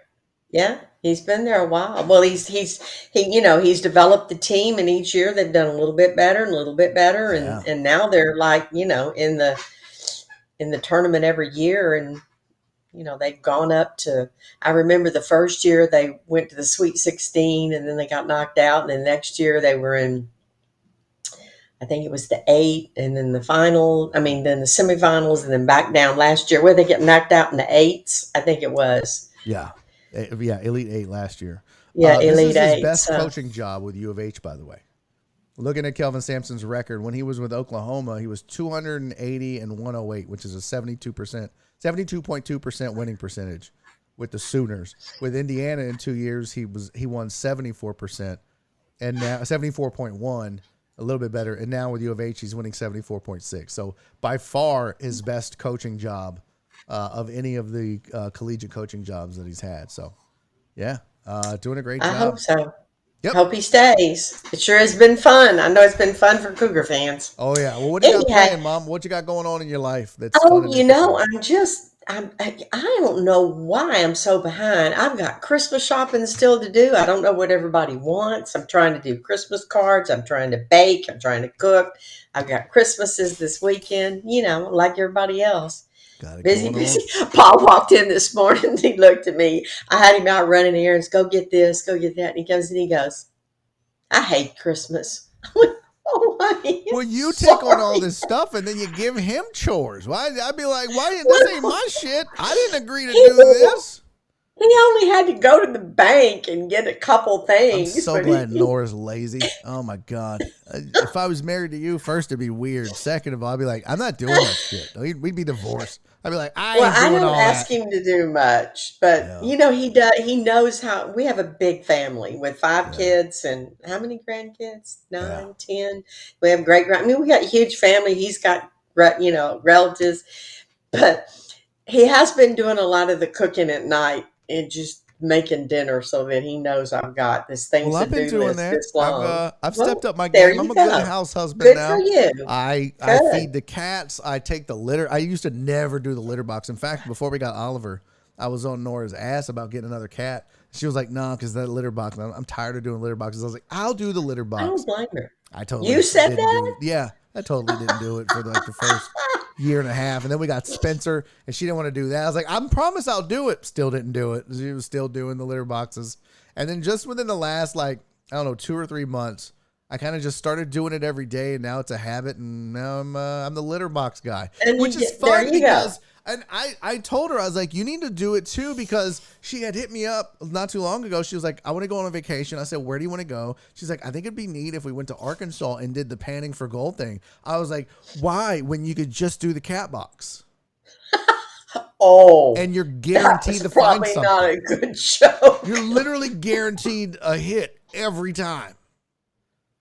So Oh, she didn't Barry. like that. That She was didn't not think that was very encouraged. funny. She doesn't appreciate your sense of humor. Does not, Where'd not you, at where'd all. you get Oliver and Spencer for Christmas? She got them. What did she get them? I mean, everybody gets their pet She was gonna something, get like a right? cat treat. Oh no, they got their own stockings and shit. It's super weird. It's super weird. But yeah, I forgot what she got them. It was like some toy thing, and she was like, "Should I give it to him now?" I was like, "Well, why just don't call it a Christmas present if you're just gonna give them shit now? No, make them. They don't even know you have it. I don't I even know why got we got to do it. Kaylee. I think it's ridiculous that we buy presents for our cats. Hey, I bet you a lot of the deckheads buy presents for their Well, they're pets. fucking It's just weird. what we do. No, They're they're all not. weirdos. I got Kaylee this long Christmas. I don't know. It looks like a Tell the people bone, who but it Kaylee looks is. like They an don't know. elf. Tell the people who Kaylee Huh? is. Tell the people who Kaylee is because they don't know. Oh, I'm sorry. Kaylee's my baby, my Shih Tzu, my pet. And she's so funny when I bring home, she's got a whole box of toys, but when I bring home a new toy, she carries it around with her, sleeps with it, puts her head on it. It's like, how does she know this is new and all the other ones are like, she don't want anybody touching her new toy. So I gave her her Christmas toy early because she loves it. So Well, that's she's good. my baby. So it's no longer a Christmas story. Hey, by the way, since you're here, Jenny, breaking news. Boop, boop, boop, boop, boop, boop, boop, boop. Back on Isaiah Carey tonight on the Isaiah Factor at 10:30. Yours truly. Oh, you are? Yeah, that was why I was telling you to Good. keep talking because my phone was Oh, ringing, okay. and it was the producer from Well, Isaiah, I the remember you Isaiah were Factor. talking about it a while ago. Yeah, Well, yeah, because that was good. so. That's why I said that was so odd. Is that somebody, Evil Death, was like, "When's the next time you're going to be on Fox 26?" I was like, "Man, I don't know. Shit, I don't know." And then here we go. There's your answer, Evil Death, tonight, 10:30, the Isaiah There Factor. you go. We'll be And you're going to talking. be in a really great mood, right? Shit, we'll be talking Chris Beard. That's what he wanted to talk about. Oh, Yeah. okay. Well, Was calling to see yeah, if you're available to be he's got to live go tonight before to the talk judge today. Coach Chris So, Beard being arrested. So I guess I'm about to do some homework. yeah, Because I saw in the chat yeah. somebody said something about, oh, well, the rumor is like, okay, I can't do that. I am a professional. I don't deal Don't in do rumors. rumors. Yeah, Mm-mm. I don't do that. All right. I just Well, know what I heard on the radio, and it said that oh, I don't he had believe them. been, Fuck those guys. I know, something about choking someone, or they didn't say who, or I don't know. Yeah. But he is arraigned today. He goes in front of the judge today. So I don't know when Texas is. When's Texas scheduled to play another I game? had it just a second ago. Shit, I don't know. That would be Uh, terrible for those boys. You know, yeah. innocent until proven guilty. Remember that too. They play the 12th today. They're playing Rice. Oh That's a gosh. layup. Get it? That's a layup. That's a basketball pun. All right. That was stupid. Well, get your windshield fixed, perked No, up. you did you not hear my story? I heard it. I know, and but you still got to get it Bullshit. I fixed, ain't Barry. paying You can't stay $500 out to of fix it. the windshield. No, I'm not paying I can't. $500. That's entirely I too much cannot money. believe your insurance doesn't cover it. Anyway, Well, that's the deductible. I think it costs more than that, but I don't know. I don't want to rehash this. I'm already angry. I know. I know. Well, don't be All right. angry. So, Well, I Merry love you to death. Christmas. You're the Have a best. good. Ladies If and I don't see gentlemen, you before you, you leave, have a great trip and do good tonight. I'll I'll be see listening. you. I was planning on tonight, but no, it might have to be tomorrow or tomorrow night. So, Okay. Yeah, we'll just. Yeah, you got take your time. yeah. When do you leave? Wednesday or Thursday? That's a good question. I haven't figured that out yet. I think 14th. tomorrow is probably going to be the last show of the week, and then Okay. I think you leave I mean, Wednesday. I've either got to get shit done on Wednesday or drive up on Wednesday or both. I don't know yet. So, Okay. see. Well, have a wonderful trip. So All right. I'll see you tomorrow or the next day or whatever. Maybe it was Love the you. universe. Hey, you Oh, know what? I just realized maybe the universe stepped in and was like, hold on, fam. Don't get your windshield fixed yet because you still got to drive to Fort Worth and it'll probably get broken then, and then you'll really be angry. Could you imagine? there Oh you. my Then you God. can really be angry. Pay Well, can I $500 tell for the that bullshit. deckheads? What? Deckheads, if I don't talk to them again before Christmas, have a wonderful holiday, everyone. Love you. Thanks for your support all year, and just have a great Christmas You just and did. Hanukkah and whatever else. Kwanzaa. Kwanzaa. And what do the What? Buddhists celebrate? Yeah, what is it? There's something. I can't remember. Well, Rosh just happy Hashanah? No, there's not. holidays. Yeah, see, that's why it's easier. It's not being woke. It's just easier because Just hold on, I'm gonna Google easy. it. What is Buddhist Christmas? That is not a They don't have a thing. Christmas. I know, but the equivalent. What The is their spring December Buddhists worldwide will holiday? celebrate Vesak, a holiday that marks the Buddha's birth, with paper lanterns, Um, gifts, and the bathing of a baby Buddha statue. when is that? Vesak is the Buddhist Christmas. That is when is Vesak? I don't know. Let's see. Let me just copy Vesak, and then we're gonna Google when is Vesak. May 5th. Oh well, Shit, we got we some missed time. it. Darn. Okay, I'll remember that next year, May So 5th. now I've got a plan. Here's what I'm gonna do. Every year in April, I'm gonna convert to Buddhism and get a bunch of Vesak So you'll get gifts. gifts And in then May. in October, I'll convert back to Christianity after There, Halloween, I guess, because, that's the devil's holiday. So I'll just do it right that's after right. that. Yeah. Just in time You to, could you could plan this with all the religions to almost get gifts every month if you work it Mhm. right. Oh, yeah. Yeah. Yeah. I'm sure that Okay. will go great when I start converting to Judaism and Kwanzaa. I don't even know And don't what religion is Kwanzaa. I don't even know. It's not. Kwanzaa? Yeah. I don't I don't know what religion that would be considered. I'd have to I don't Google it. I know. should know this. Let's see. You should know Kwanzaa, that. annual celebration of African American culture from December I know 26th it's to African January 1st, Americans. culminating in a communal feast called Karamu. I Ooh, don't know. feast. I like the word Yeah. feast. I don't know what religion, if it's tied to a religion. Let's see here. Religion. There's Wicca. Don't forget Wicca. What the fuck is Wicca? Are you talking Wicca. about Wicca has Wikipedia? no Wicca. The What is Wicca? religion Wicca. Wikipedia. No, WICCA. So that's Oh, also yeah, Wicca. Wicca. Wicca, Wicca, Wicca. WICCA. Wicca is a modern pagan religion. Oh, Let's see. I did you told you ever it's a did you ever religion. consider that? Did you ever go Wicca or pagan or No, witchcraft? You no, never did witchcraft? You no. believe in psychics though, right, Mom? Oh, absolutely, Yeah. absolutely. And Yeah, I yeah. believe in outer space, and You believe in I don't aliens? think we're alone. Of course, I You believe in do. ghosts? Yes. Yeah. You believe in psychics? Um, Does that make me do you weird? believe that there was another shooter on the grassy knoll? Hmm. Mm-hmm. I think that there is a lot about that we don't know about. I remember when all of that happened, Yeah. and I think there was a lot of unexplained things, a lot of unexplained things that they still haven't. And You think it they was had all Cuba the or the hearings and all mob? that. I think it was more LBJ. probably the mob The mob. than Cuba. Yeah, Okay. I don't know, but there's a lot we don't know. You believe Just a lot. 9/11 was an inside job? No, Fire can't melt That- steel girders, Jenny. That's so stupid. Those people are so fucking What? dumb. You never heard that? That's their argument. Yes, it can. Fire Remember, I'm a can't science melt teacher. steel You can get it. beams. You Like, can you with fucking all, with dumbass. all I don't that think you know. Yeah. with that jet engine fuel. It can get hot I enough don't to think you know how melt steel and fire steel. and heat works, you dumb fuck. Let's see. Well, What else do you okay, there's a believe lot of in? conspiracy theories. Do you believe But I Elvis was really still do. alive? Do you think he died or he just needed a hiatus? I think he died. You believe in the Loch Ness Monster? I went to Loch Ness, actually. But do you believe I in it? did in Do you Scotland. believe Do in the I Loch Ness believe? Monster, Jenny? I believe that there is something in the water there that scientists have not been able to explain, but I don't think it's a monster. I think it's some sort of an animal that maybe hasn't been recorded or characterized or something. But Okay. um, You believe in Bigfoot? I don't know about that one. Yeah, that one seems kind of stupid to me.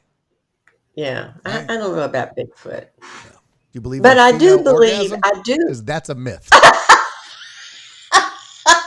Don't believe in what? The female orgasm, another myth. It's not real. We're out here chasing it. We're out here chasing it. It doesn't exist. Oh, Barry, I never know what you're going to say. Surprise. You Can, had no idea, did can you? I just say no comment? You always it, do Paul. this to me. Damn it, No comment. Paul. What else, chat? Oh, What else do we need to God. get Mom's opinion on conspiracy theory wise? Conspiracy theories. Yeah. What's some What others? is your favorite conspiracy theory that if you told people live on Twitch, they'd be like, she's insane? What's the one you believe in the most? Mm. Well, I believe we've been visited by spaceships from out of our solar system. Yep. Because I think that one a couple years ago, NASA said they believed that it was an interplanetary something that came from out of our solar system. So I think they're starting to release it a little by little. I think they're getting us ready. I really do to find out some things. Here's that the one they thing I never got have been about this, holding right? back. Is they always talk about, oh yeah, good one, Total Dallas. Do you believe the moon landing was real or faked? Oh my God. I have some friends who think it was fake. I was working I at feel like Aunt NASA. Diane, God rest I her was soul, at she probably NASA. thought it was fake. Oh, well, I was working at NASA right before that when they were getting ready to do that. And when people tell me that it was a staged, Hollywood Yeah. act, I'm like, what? Yeah. Anyway, It's ridiculous. it's kind of like being a flat earther. Yeah. Right. That one kills me. Yeah. Right. My favorite one is like, the flat earthers. Somebody was talking about it. They were like, They're serious about that. No, they too. said there's flat earthers all over the globe. And somebody goes, And they call it a globe. you dumbass, you called it a globe. Do you know what a globe is? Barry, you got to remember that one. That one's hysterical. That was like, that's dumb as shit. Katie, stop. Hey, shut up, dog. We're working here. God, quiet on the set. Oh, Let's Barry, see. the flat earth. Listen, Yeah.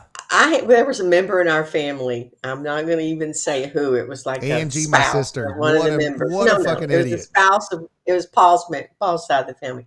Oh, really? That was an avid flat earther, and he cornered me one time, and he was giving me all of the reasons why it's flat Earth and why they've tricked us and how they've gone about doing it, and I'm just like, oh my God. I mean, okay. I don't even know what you say to that. I don't know how. Yeah, how do you like? I can argue with you about. Oh well, JFK. It was a lone gunman, or like, yeah, we can have those conspiratorial arguments, but like, bro, it's a fucking planet. Like, we've been out looking at the fucking thing. You think all That's these all. photos It's are all made make up? believe. They say that's all make believe. Oh my God. But you know what? I want to ask them why.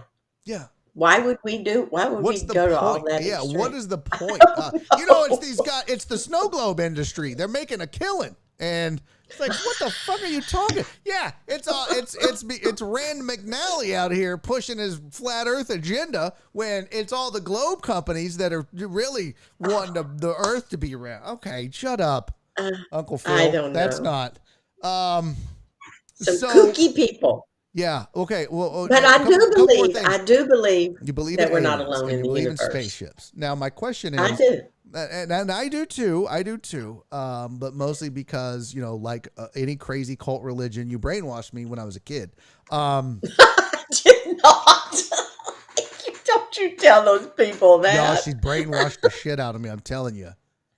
She'd be like, Oh, We would Barry. sit there. I was 8 years old, and we would sit there and we would smoke cigarettes, and we would Oh, Barry. drink Y'all, whiskey, that and is we would talk not about true. aliens. Yeah, and ghosts at 8 years old. Believe that? You know how impressionable I was? No, but here's the thing, Jenny, and then I got to let you go because I got to pee and I'm going to take a break. Okay. Because I'm not like these lazy-ass radio guys that gets a break every 12 minutes. Punk-ass radio guys. No, tell me this, Jenny. If there's aliens and they visit us now and in the past and they shared their technology with ancient civilizations, why were some of them still so primitive compared to what we are now? And you're going to tell me about that computer that ran on stones and magnets. But you look at us now. There's no other civilization in recorded history that could match our technology. How come these other civilizations didn't get it from the aliens? They didn't have Velcro. Well, That's the if they theory didn't is have we got Velcro from Velcro, the aliens. good You didn't know God. that? You didn't know that's the theory Yes. that Velcro came from the aliens? Oh, I think that I always go back to Plato's talking about Atlantis and some of those early Greek accounts of Atlantis and everything, and it is possible. I'm not saying it's true, but I think it could be possible that there were some advanced civilizations like us that ended up destroying themselves. So, whether that happened because of the Great Flood or because of an atomic explosion or whatever, but And you think all that I don't know. technology and everything was wiped off the face of the earth with them? Oh, I think so. Well, think about it. Think about if we had a nuclear winter. Mhm. How far back would that set us? Well, sure, it First would of all, set us back, but we there'd would be very few still survivors and we'd have to start all over again. we would start over, So, but I our, don't our know. recorded history, our written history would note that, oh yeah, we had TV and Netflix and cell phones, and we would record all that instead, and it probably wouldn't even be like a drawing on a rock. You know what I mean? Like we would have enough Well, advancement. I think what you have to remember Light up is sneakers. that That's a great one, Heels. Yeah. How come the Egyptians didn't have light up sandals, Jenny? Huh? Huh? Their little strap on sandals. Not one had a light, or a wheel in it, like a wheelie roller skate. They got the little shoes with the wheels in them. Where was that, Egyptians? If you're so advanced, the deckheads are so funny. Light up sneakers. I'm being serious here. me too. Okay. And I completely forgot the point I was going to Well, make. mission accomplished. The See light what up happens? sneakers got me. I should have been a lawyer. I should have been a lawyer, and I should have been in debate in high school. Because even though I'm the dumbest person in the room, I just distract you and dazzle you with bullshit Well, until you you go, do. I don't even know what my Oh, I point know was, what I was. and then I go, the defense rests. I got my point, damn it. I'm fixing to make my point. Okay. You have to remember that the early counts in the Bible, the early counts in, Babylonian texts and some of the Chinese early texts and all of those, they describe things like, dragons from the sky and, fire, them leaving with fire and all that. And you have to remember, they didn't have the words to describe what they were seeing. They described everything in terms of what they knew, which was Sky dragons. serpent. Yeah. A Yeah, lot of serpents ancient and all texts that. talk about sky A serpents, lot of right? ancient texts Yeah. Well, you know describe why? things that we're It's a trying to comet. figure They're out. talking about comets. Shooting stuff. No, seriously. No, there is. Look, if you go watch, hold on. I'm going to tell you a show to watch on Netflix. Do you have Netflix? Do you and Paul Netflix and chill? Every day. Oh my God. We watch I don't think you know Netflix what way too Netflix and much. chill means, Mom. Did you just? We My watch mother just. Oh Netflix my all the God. time. No. What? Netflix and chill means Netflix and then you have sex. Netflix and chill means Netflix and you do it. Boink, boink, boink. Oh, Yeah. yeah. No, we really watch Netflix. Mom's like, no, Sorry. we Netflix and nap. Too old for Netflix and There- chill my ass. We're too old Okay. for that. We How do Netflix. you always get me in the corner like this? I Deckheads, Netflix and help me nap, and then here. Paul Netflix and runs errands. Because that's where we're at. He just does my bidding, and I get to take naps all damn day. Hold on, I'm going to get you this show. It was called Ancient some shit. Aliens? I watch that all No, the I time. know you watch that all the time. It was like Ancient Apocalypse. Was that it, chat? Is that what I'm looking Oh, for? I saw Ancient that. Apocalypse? Yes, I saw that. Yeah. And that's like There's the not guy too who was many like of them I talking haven't about seen. different civilizations that have been lost and all that. And yeah, I believe in that. I think he's got a great theory. I just don't know that they've been visited, because that's another thing. He's like, why is there a snake in all these different civilizations that have disappeared? And it talks about the snake in the sky and the serpent in the sky and the dragon in the sky. And it's like, it's comets, because that's probably what destroyed their civilization. And they're learning from it because a past civilization was destroyed by it, one that was more advanced Well, than but they are. even Which goes to even your theory of, if we were wiped out, we would have to start over in a lot of ways. So I'm just kind of even if supporting you go you. back, even if you go back to today's civilizations like the Indians, the Native Americans that trace it back years, they Yes. talk about they came from the sky people, and a lot of civilizations talk about the sky people. What the heck was that?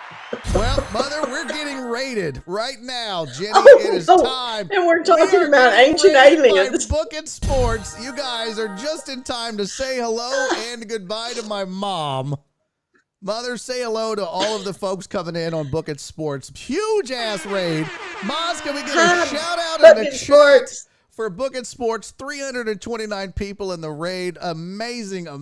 Thank you guys for this dope ass raid. Thank This is my you. mother. Everybody say hello. I just got her to admit that she Netflix and chills with my stepdad. Super disgusting. Oh my God! Does mom know about the goat whale? Okay. No, we're not doing that. All right, Mother, I love you before these degenerates All right, Emmy. get Love out of you. Bye, line. 'Cause deckheads. we do need to Happy cover the holidays. spreadsheet. Love you, Mom. Bye. Bye. Yo, look at this big ass raid. Hey, everybody, check out my raid. You guys are trying to say dirty shit to my mom. I already did that. You missed it. She's disgusting, by the way. I just want to point that out. Absolutely disgusting, the things that she said her and my stepdad do. Go back and watch the replay, guys. Oh, God. All right. Welcome to the program. Welcome to the show. Yo, this is dope as hell, man. I know why you're here, though. Let's be real, Book It Sports. I know why you're here. I know why. You're coming back to check on the spreadsheet. You guys rated me last week. It was super dope. Shout out to everybody that rated. Thank you for all the follows. 22 Ben, Javier, M. Jars, Bryson, Katie Hellman, Mike, Shelly the God, Trent, Scotty, Chris, Beasted Boy, Matt. I think I got them all. That's pretty good. I'm too fat to talk that fast. Here's the thing. Tom Brady is garbage. Well, that's not. Garbage? I don't know about garbage. Washed? Yes. Over the hill? Yes. I know you guys. Hey, what's up, Wager Chasers? Good to see you, buddy.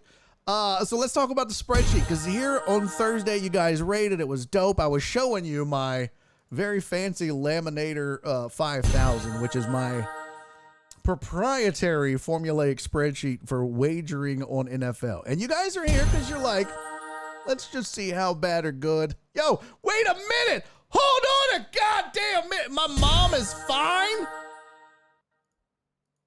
Where do you think I get it from, player? Thank you, baby. I know. You're so cute, dude. They should trade Tom. I'm like, how does Tom have all that around him and still sucks? That's pretty bad. All right. So I got it, Red Hill. You said it again. My mom is fine, okay? She's all right. Fine's a little. My mom's a saint. Dorothy Mantooth is a saint, okay? All right. Hey, yo, CC, thank you for the 13 bits, sweetie. Appreciate you. Look at all this. We got to get to some gambling talk. We get these big ass raids from my guys over at Book It Sports, and I gotta give the people what they came for, right? I mean, that's.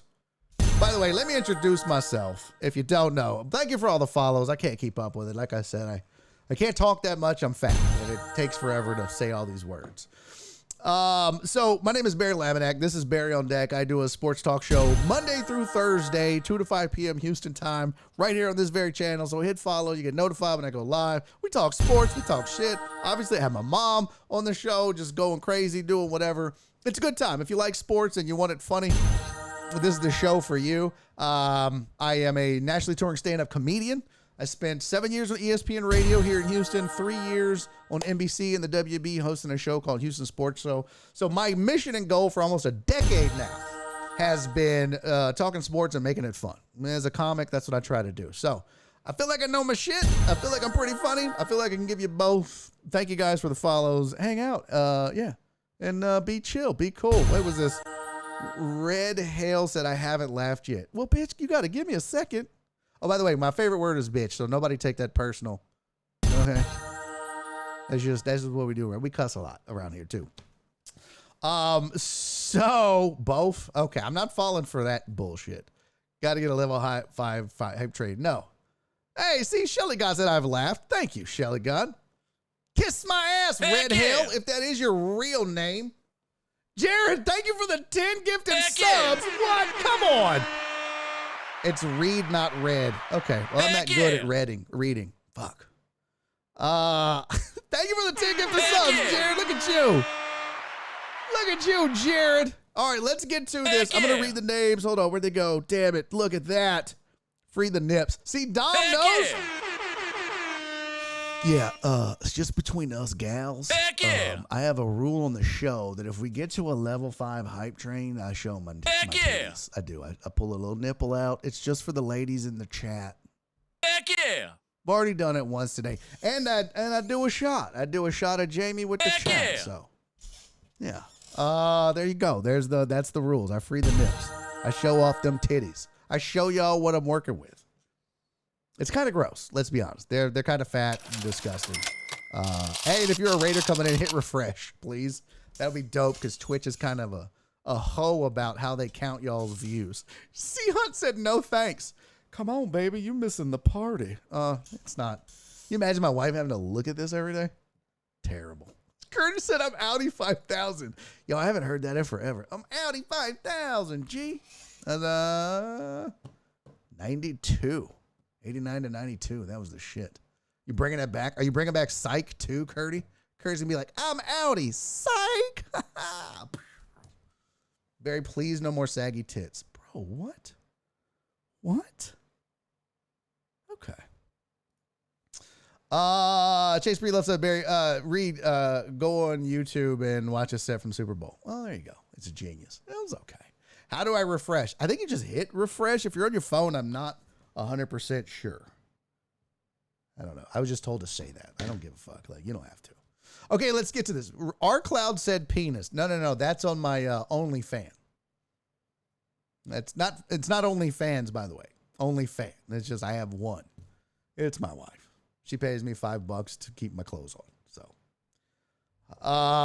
don't downplay your goal, Barry. Oh, stop it. Spreadsheet. I got you, wagers. Let's go. Here we go. Here's the spreadsheet from Thursday. You guys are checking in on me. How did Barry do, huh? Oh, wait, what is this? Oh, what the hell? What in the, oh, that's why. Boom. Hold on. Get that. Put that there. All right. So, how'd your boy do on his Laminator 5000 picks? Well, I'm glad you asked. Each of these said it's me. I'm the fan. Yeah, it's OnlyFans. Also, I'm starting another website called OnlyFans, but we only sell fans. Just like, like overhead fans and different fans. All right, here's the Laminator 5000. How'd you do? I'm glad you asked. I explained it last week.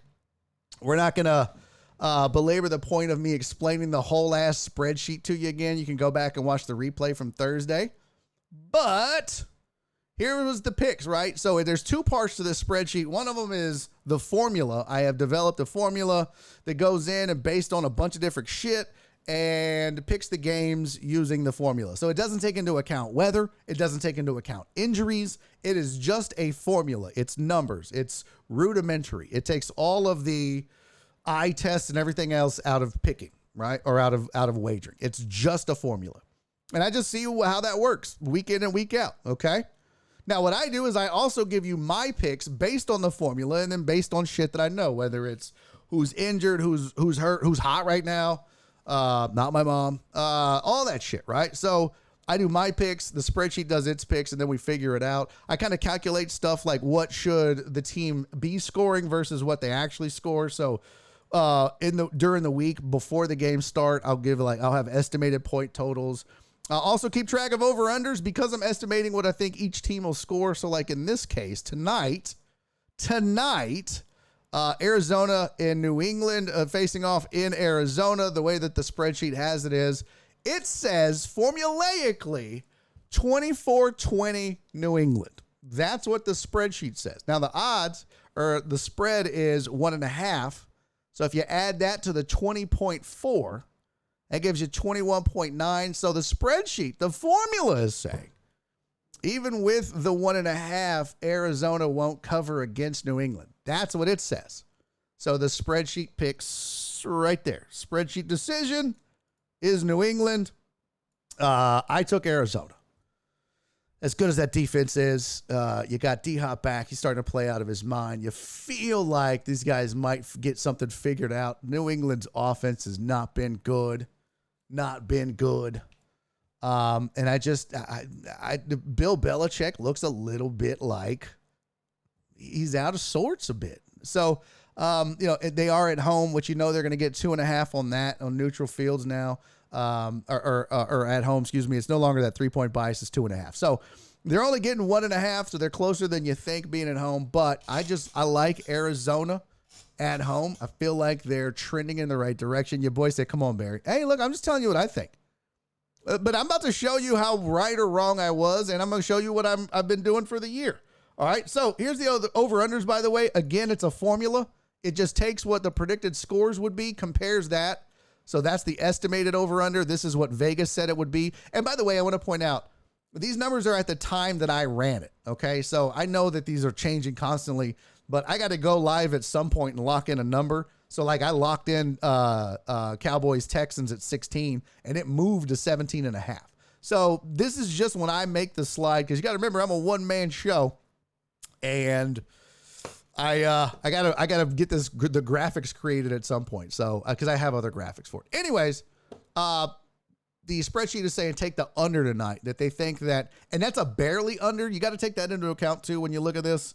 The spreadsheet, my formula is predicting a total of 44.2. Vegas said 44.5. Well, and it also tells you your boy's pretty dead on with the numbers. Now, does it always work out? Well, hell no. Look at these wins and losses, but that's why they play the game. But a lot of times you'll see I'm actually pretty close with what Vegas has, right? So there's 44.5 is what my prediction was for Rams, Raiders, and then that's what Vegas had it as. I had 48 for Bengals, Browns. Vegas had it at 47. So I'll be in the neighborhood most of the time. It's rare that you'll see a big variance. That's what this column is. If me and Vegas have a huge discrepancy in what we think will happen in the game, I point that out under variances. And all that tells you is, hey, maybe pay attention to that, because maybe I'm way off or maybe Vegas is missing something. All right. So in this case, like this week for against the spread, I had 5 variances, and I do it over 3, right? If it's more than 3 points, one way or the other, negative or positive, I point that out. So in this case, there was 5 games where the variance was plus or minus more than 3 or 3.5, whatever it is. But in those variances, the spreadsheet was 5-0 in picking. Pretty good. It did lose its one over under. All right, so spreadsheet says take the under, but that's really like, I guess in my case, I look at this, and since it's a 0.3 difference between what I think and what Vegas thinks, I probably just wouldn't wager on that. I'd just avoid the over under. So unless you feel different, and that's on you. All right, so how'd I do, right? This was all who I took. All right, so the spreadsheet took Rams, Jets, Browns, Texans. Pretty smart on that. You couldn't have convinced me in a million years that the Texans would have been able to cover that 16 or 17 and a half. They're that bad, and I watch them every week. Even though that's a lot of money. I'd have never wagered on that game. But I still took Dallas. Spreadsheet took Jacksonville, the Giants, the Ravens, the Broncos, the Niners, the Panthers, the Chargers, and they're taking the Patriots tonight. And again, this is against the spread at the time that I ran all these numbers because I do it all with, I used like ESPN's API and all that shit. All right, so that's what it took. That middle column is what I took. So how'd we do? Here is my records. This week so far, spreadsheet 9-4 against the spread. Got 9 games right. Whiffed on 4 of them. Me, your boy, I went 5-8. That's not good. I didn't do picks last week. I was on the road doing stand-up. And then the week before, I went 5-9. So your boys had a rough go of it the last 4 weeks. Last good week I had was week 10. I went 9-5. But the spreadsheet went 9-4. Last week it went 7-8. The week before 9-7. The worst week that the formula has had was week 11. It went 5-7 with 2 pushes. But other than that, I mean, well, there's a 6-9. That's not great. But overall, you can see percentage-wise, my formula hitting about 54.5% of the time. That's money. Me, I'm about 54.7. So I'm a little better than the formula. Over-under's not so good, 51.5. And then finally, those variances that I talked about where I'll predict the numbers that I think each team will score. We'll add it up. We'll get an over-under variance. We'll get an against the spread variance. The over-unders are doing well enough, and being 6-0 in the last 2 weeks on those variances, just the variances, being 6-0 helped a lot. Against the spread, those variances, not as good. They're 1-1 in the last 2 and about 44% overall. So that's what we did. We got 1 left tonight. That shouldn't move these numbers too much, but yeah, that's where we're at. And I don't start any of this until like week 5, week 6. So there you go. And I'll show you. Hold on. I went 5-8 because I went with Vegas, Buffalo, Cincy, Dallas. How? I just still don't know how. Minnesota. Can someone tell me? Chat. Can someone tell me what in the hell Vegas knew that we didn't know? Like, how is this? I don't understand. And I asked this on Twitter, and no one could answer this. But you look at Minnesota. They're, what, 10-2 going into this? They were 10-2.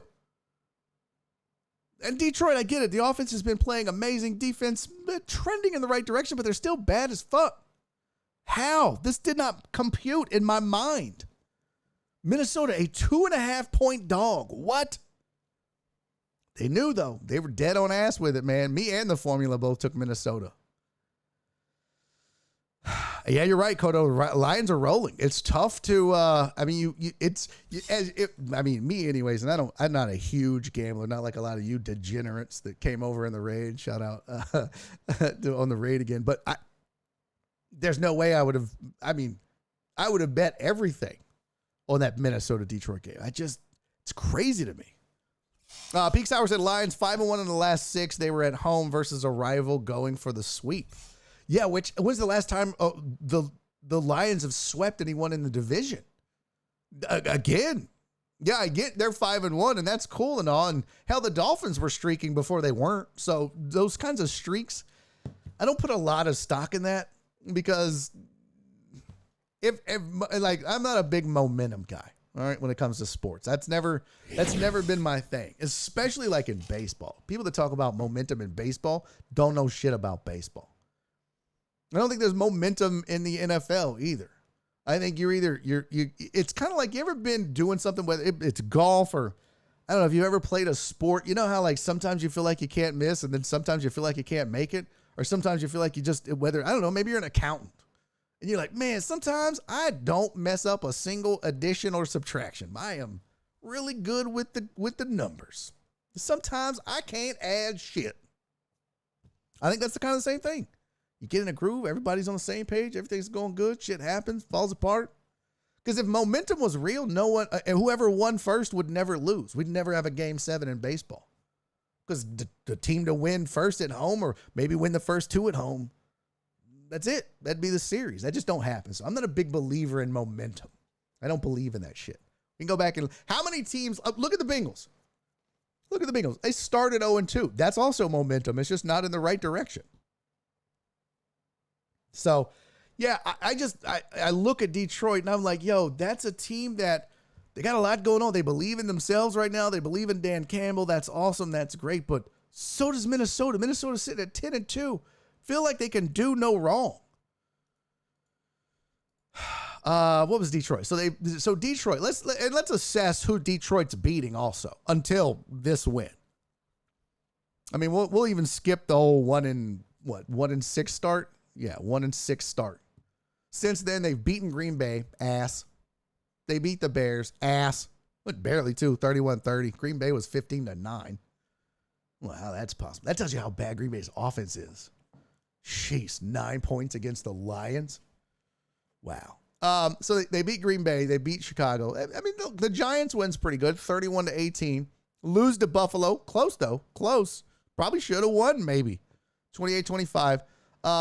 Just whoop the dog shit out of Jacksonville, 40-14. And then put it on Minnesota, 34-23. Felt like it was never in doubt. So a really good win against Minnesota. A really good win against the Giants. And the rest of those wins, those are about teams that are on their level. But don't look now, man. Lions 6-7. Lions 6-7. And I think this is one of those teams that, hold on, I got the wrong shit here. I was going to pull up the standings. Let's take a gander at that real quick. Yeah, so Lions sitting at 6-7. Definitely not going to catch Minnesota. But it's interesting when you watch Sunday football and you see the pregame, postgame, and halftime shows, and they talk about in the hunts. Hey, who's in the hunt? Who's in the hunt? You're just kind of seeing the Lions creeping up here with this little late surge. I keep waiting for Seattle to fall off. It's amazing what they're doing over there, too. Geno Smith, unbelievable. But, I mean, look, 6-7 versus 7-5-1, 7-5-1. I mean, this is not out of the realm of possibility that Detroit makes the playoff. They are legitimately in the hunt. Unlike that bullshit where they're trying to convince you that Pittsburgh is still in the hunt. No, they're not. No, they're not. Have you watched Pittsburgh play? They're definitely not in the hunt. They're a bad football team. They're just fortunate that everyone in front of them is also bad at 5-8. But yeah, the Lions are playing out of their mind. The Lions have left. They've got the Jets, Carolina, Chicago, and Green Bay. I mean, honestly, and I'll only say this because of what they did to Minnesota. I probably wouldn't have said this before. The Lions could go 3-1 down the stretch, gang. 3-1 down the stretch. The Lions have a legit, I mean, look, don't look now, but Sam Darnold and them Carolina Panthers. Isn't that crazy? Peak Sour. Isn't that insane? Peak Sour is that Carolina can win the division too. Isn't that insane? But just based on how they played against Minnesota, if they continue to get decent defensive play, we know that the Lions are going to score. They literally could go 3-1 down the stretch. I don't know. That Jets game is the only game that you look at and go, it might be tough. Of course, it would be the most Detroit shit ever for them to go 0-4. But, I mean, think about that. If the Lions go 3-1 down the stretch, they end at 9-8. Winning record. Go Dan Campbell. You know he's going to go like all aggro and shit. Just crazy-ass Dan Campbell. He's like, if you guys win, I will take on a semi-tractor truck trailer in the parking lot. Football stance. 3-point stance. I will, like, you know, he's already doing some crazy aggro shit. Flacco is starting, the Jets are not. What happened to Mike White? What happened to my guy? Did I miss something? Oh, what happened? Oh, look, it's right there on the page I was looking at, you stupid ass. Jets expect White to be okay for Lions game. Well, there you go. Yeah, so suck it, nerds. Yeah, uh-huh. Tell me something else, chat, that you're wrong about. Chat, if that is your real name. Let's see. Yeah, Lions moved from plus 1.5 to -1. Isn't that wild? Isn't that wild? They're crazy, man. Crazy. What else was a big surprise? Because I'm glad y'all showed up now because we hadn't even gotten to NFL talk yet. I hadn't even started my NFL talk. I didn't even have any slides or anything like that. We did talk Chris Beard, though. Oh, by the way, I haven't discussed this yet. And my buddy Lil Uzi sent me some clips of Mike Leach that I didn't have a chance to download and play. But shout out to Mike Leach, man. My heart goes out to that guy. One of legitimately the funniest dudes around. Not just as a football coach, just genuinely. A funny-ass dude. Sad to see he had a heart attack. He's in critical condition. Mississippi State come out earlier today and said things are not looking well. Sad news, man. Really sad news. You hate to see it to anybody, but Mike Leach, man, a national treasure. Beloved by football fans just for just how funny that dude was. I mean, and man, coaches, they take themselves so serious, especially at the podium. And what I loved about Mike Leach is people be like, hey, Mike, do you have any Netflix recommendations? And he'd go for 5-7 minutes and not feel like rushed, like, well, let me make a quick joke and then we'll move on. Man, Mike would sit there and marinate in it. He'd politic with it. You'd half the time you'd be like, is this dude serious? Great personality. Fun dude. Really good football coach. Did some great things. In his time. So, really sucked. Yeah. The candy corn rant, telling that one reporter, she was like, hey, Mike, I know you like giving wedding advice. Do you have any advice for me? And he was like, yeah, elope. I told my kids I'd give them 10 grand if they eloped and they still didn't do it. He goes, also don't make a big deal out of it and go public, but you already blew that one by asking me. Oh God, that's amazing. So yeah, sucks for football, man. Sucks for all of us. Shelbsters! Shelby showed up, you guys. Shelby, thank you for the 1,000 bits, sweetie. That is super dope. Also, I missed, I got Donna's 50 bits. Thank you, guys. And I think did we sneak a hype train in there during the raid? No, we did not. We were close, though. We were damn close. And Chase, I see you go get a cat. Let me finish up some of this NFL talk, and I will go get one of the pusses for you. Yeah? The mom gets mad, the bride gets mad. Oh, God, that was so good. Shelby, thank you, sweetie, so much for the 1,000 bits. Let's do a shot. I got to do a shot, but not just for Shelby and the 1,000 bits, but for all the new follows. Holy shit, you guys are amazing, man. Book It Sports, killing it. Thank you guys for that big ass raid once again. Y'all have like a nickname? I think did you guys tell me what the Book It Sports what the community nickname is? Is it you guys the librarians? Because if book, okay. Oh, fuck off. Hey, Rob, homie. What's up, pimp? Thank you for the 300 bits. Cheers to all the deckheads that rocking with me. Y'all know I like go off script sometimes, and we were having a weird show, but then Book It showed up and got us back on track talking NFL football. So thanks for dealing with me this morning in my grumpy mood. And yeah, shout out to everybody that came in on the Book It Sports raid, man. Much love, much appreciated. Cheers to you guys.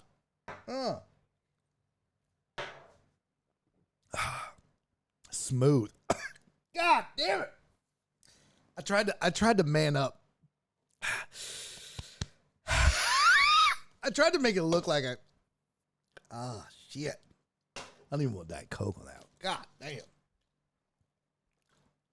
God's boy said losers. Oh, what y'all's do y'all keep track of like who has the best percentage? Do any of y'all keep track? That's so fucking. We call ourselves losers. Do y'all keep track of it? Shelby said, wait, who are you speaking about? Because I asked them what they call themselves. Shelby's ready to fight. She's like, oh, hold on a damn minute. She's about to go Harlem Nights. He done shot off my pinky toe, sugar. He done shot off my pinky toe in the chat.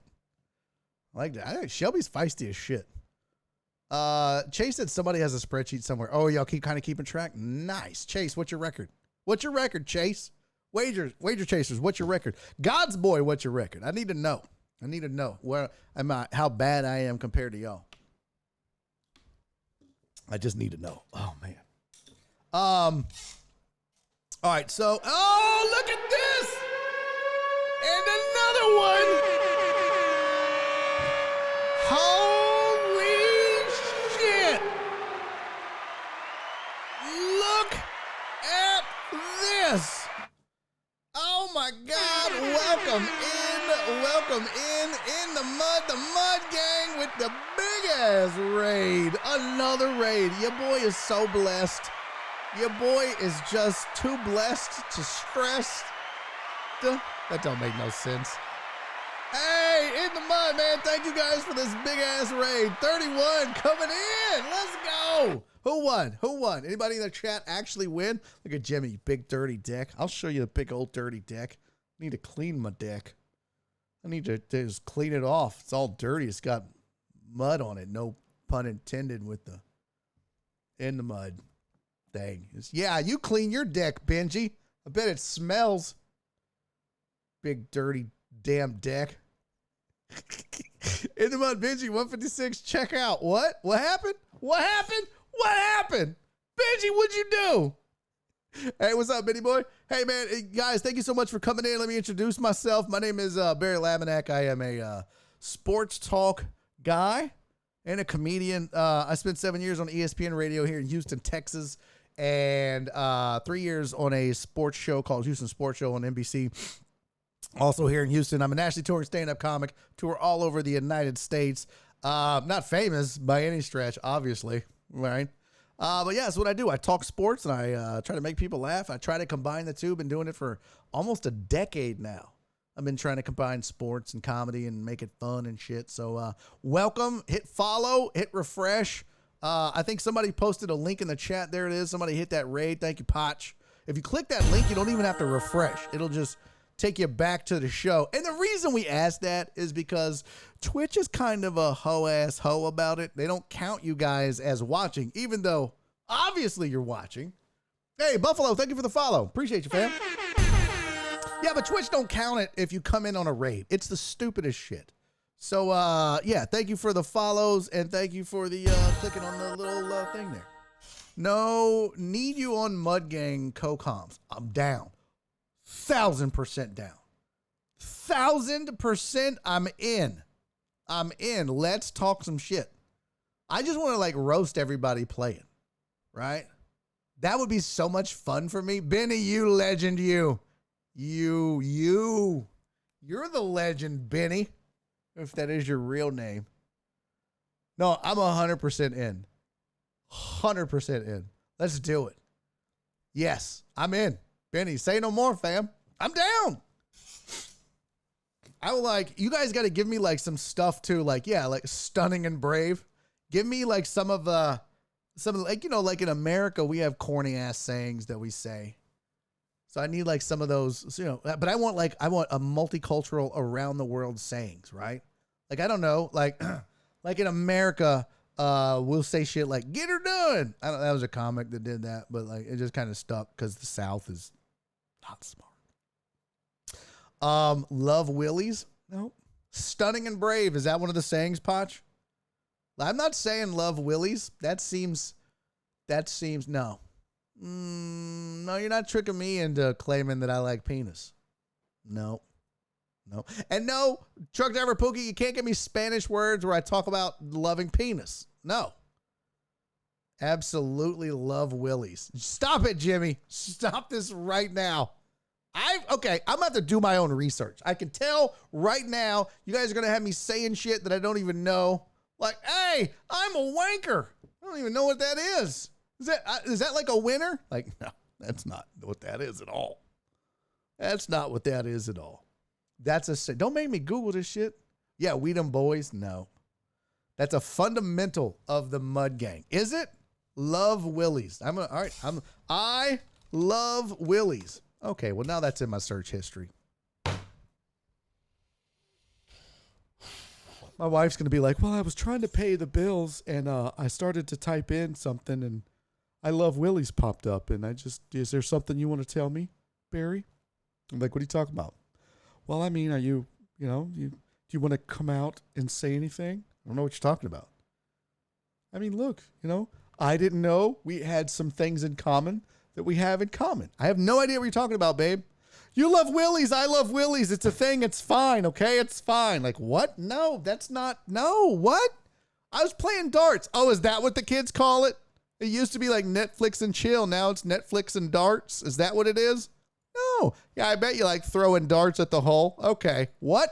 No, babe, I'm telling you. Y'all aren't tricking me into this shit. That's all I'm saying. Willie's, I love Willie's. That's on Reddit. I'm not clicking on that. That'll definitely put me on a watch list. The work outing. What is this? I got to see what this is. The IT crowd. I love Willie's.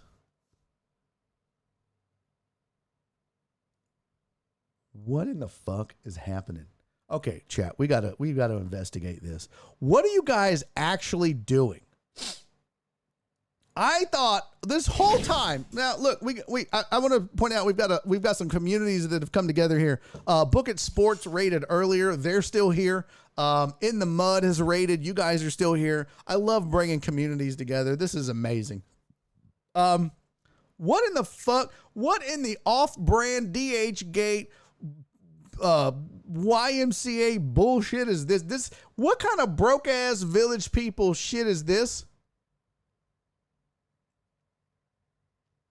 What in the hell was that? This is what yeah, see, I knew it. This is like Magic Mark. This old broke ass generic Magic Mike looking shit. Like why? What kind of shit is this? What kind, the IT crowd? I've never heard of this. They're just like, I love Willie's. Nope. You're not. I knew it. I knew it. You guys were doing some witchery and some trickery. I don't even know what they're saying. I know he just said, I love Willie's, and it looks like he had a shark tooth necklace on. Listen, there's a few things that there's a few rules that I live by in my life. All right. One, never lie. I don't lie. I always tell the truth, no matter what. Two, and I learned this rule from John Wessling, who learned it from his dad. Never trust a fart. Copyright John Wessling, 2006. All rights reserved. That's rule number two. Rule number three, the rule number three that I live by, never trust a dude in a shark necklace. There you go.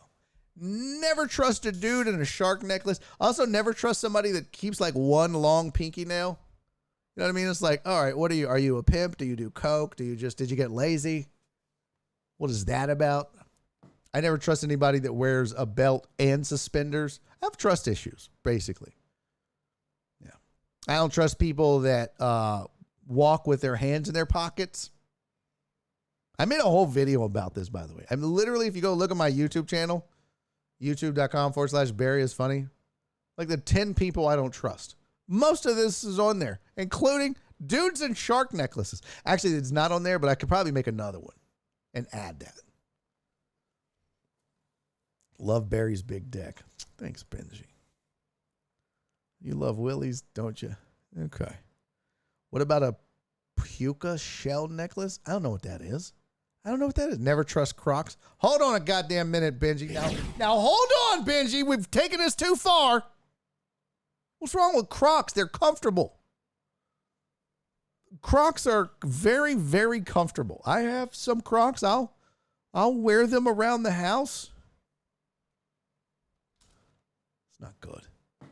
It's not good. That's not good at all. I love my Magic Mooch. Nice, Benji.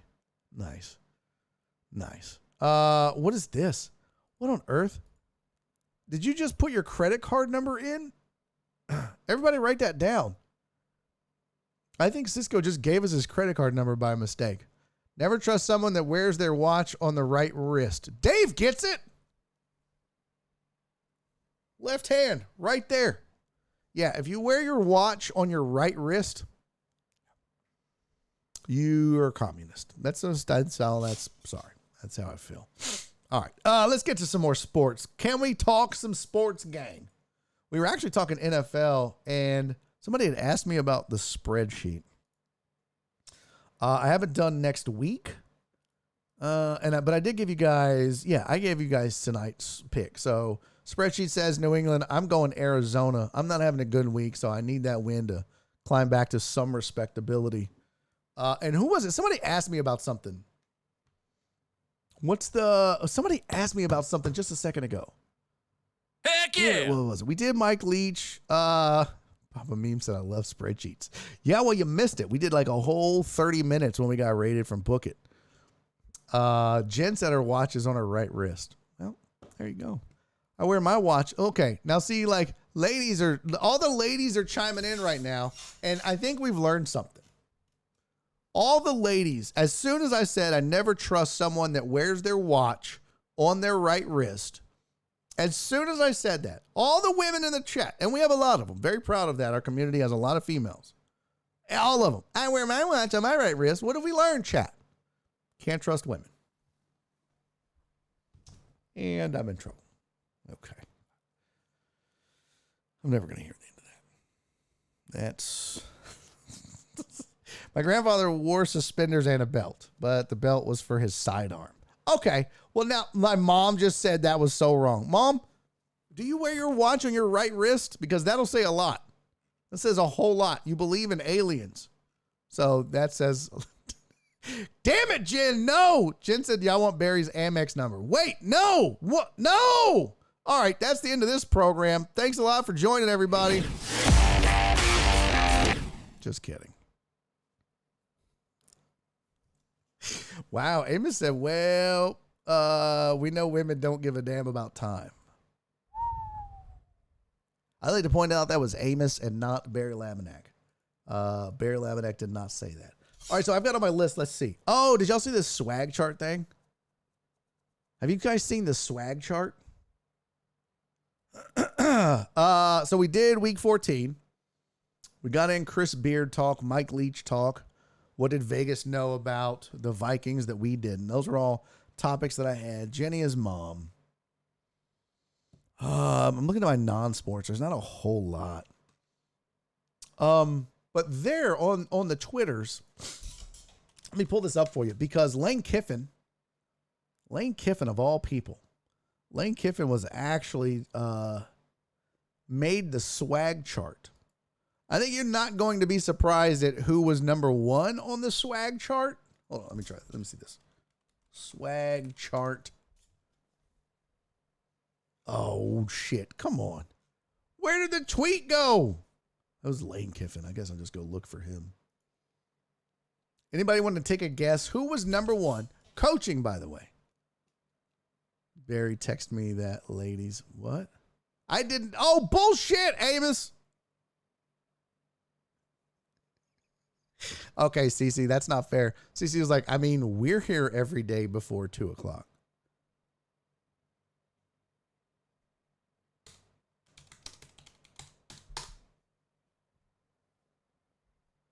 Fair point. The show is always late. Fair point. Fair point. All right, so then somebody did a coach's swag rankings. Here we go. Found it. And Lane Kiffin tweeted out, hey, congratulations to the two folks that made the number one on the list. Hold on. Let me pull this up here. Boop. Boop. There we go. All right. And those folks, those people over there. There we go. Oh, that was weird. Okay, that's not it. There you go. The number one, here's the top 25 head coaches with the most and least swagger. This is according to Big Game Boomer. Deion Sanders, obviously, number one. Lane Kiffin was number two. Shane Beamer checked in at number three. Nick Saban is 5. How in the fuck is Nick Saban 5th on a swag list? He wears mall walkers. He wears some old busted ass Nikes. No way. Mike Leach was 8. Jim Harbaugh 10. So there you go. There's your top 10 right there. The least swaggerish coaches, Brian Kelly, number 1. Mainly because he fakes his accent, right? That would be like Brian Kelly would be like, when I finally get to do some comms for In the Mud, I'll be like, hello. Raw. Yeah. Let's throw a shrimp on the barbie. And like all my British accents. That's not British. Anyways, you get the point. Like, that's what he does. So Kirk Ferentz, Dabo Sweeney. I think Dabo has a little swag, but okay. Chip Kelly, Scott Satterfield, Jimbo Fisher. I'd agree with that. Hugh Freeze, Pat Narduzzi, Lincoln Riley. What? And Tom Herman. I feel like those guys had a pretty decent amount of swag. I think Tom Herman has more swag than Gus Malzahn. I'll tell you that damn much. But I thought that was hilarious. But the only thing that was funnier than that was when Lane Kiffin tweeted it out and said as much. Let's see. Hold on. Where the hell did it go? I done lost my. There we go. Is that it? Nope. Hold on. Fix that. And there you go. Look at Lane. Look at Lane. He tweets Dion and Coach Kelly and says, "Hey, congrats, guys." Little drip. That's nice. That's nice. I mean, Tom will kiss you. That is true. He used to kiss his players as they ran on the field. Super weird. Ryan Day, totally agree. What? Is Ryan Day on the list? Did he make the what? I don't know who that is. What is that? What are you talking about? Oh, all right. Had a good night. See you later. Hey, what's up, sir? Honey? Thank you. See you later, bud. All right. So that's the swagger list. What time is it? 4:40. We're good. That's the swagger list. I think that's all the topics I had to cover. So now we'll just we'll ball out until it's time. I really got to pee. I kind of feel like I need to cut the show short today, simply because I have to pee so bad.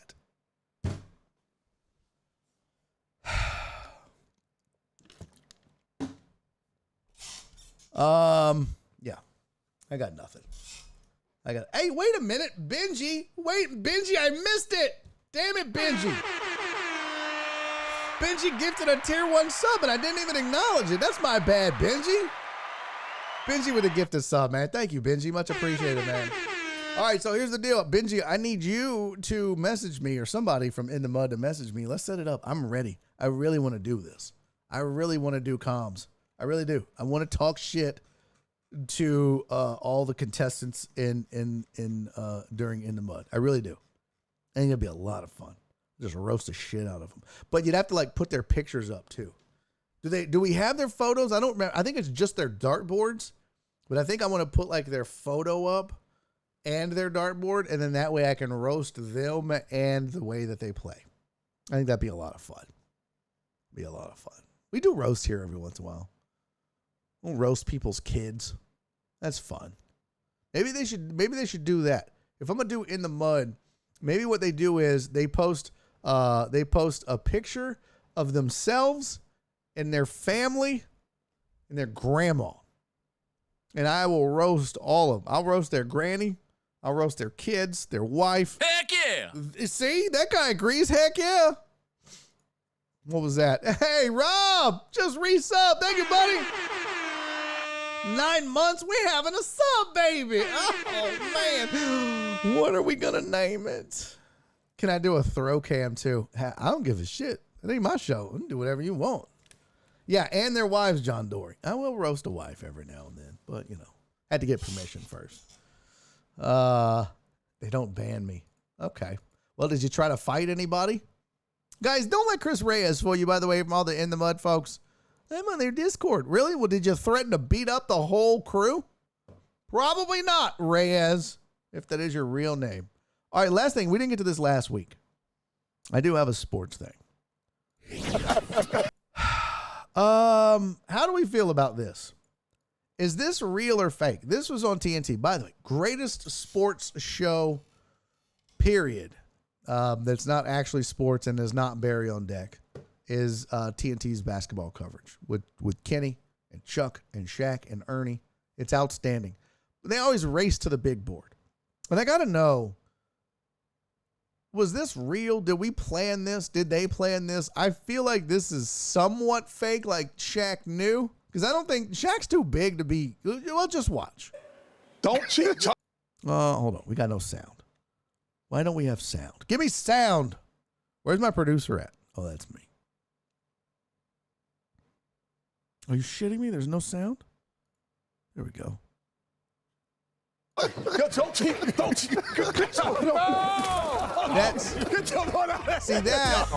bad right there. I mean, he knew, right? Yeah, that's you know what, the more I watch it, right there, like that wasn't enough. You know, and that sucks because I really wanted that to be real. That was bad. I really wanted this to be real, but I don't think that's real. Shout out to Shaq for taking it, though. You know what I mean? Like, good on you. But somebody pointed out there's no lights on this tree. There's only like a few ornaments, which is a great point as well.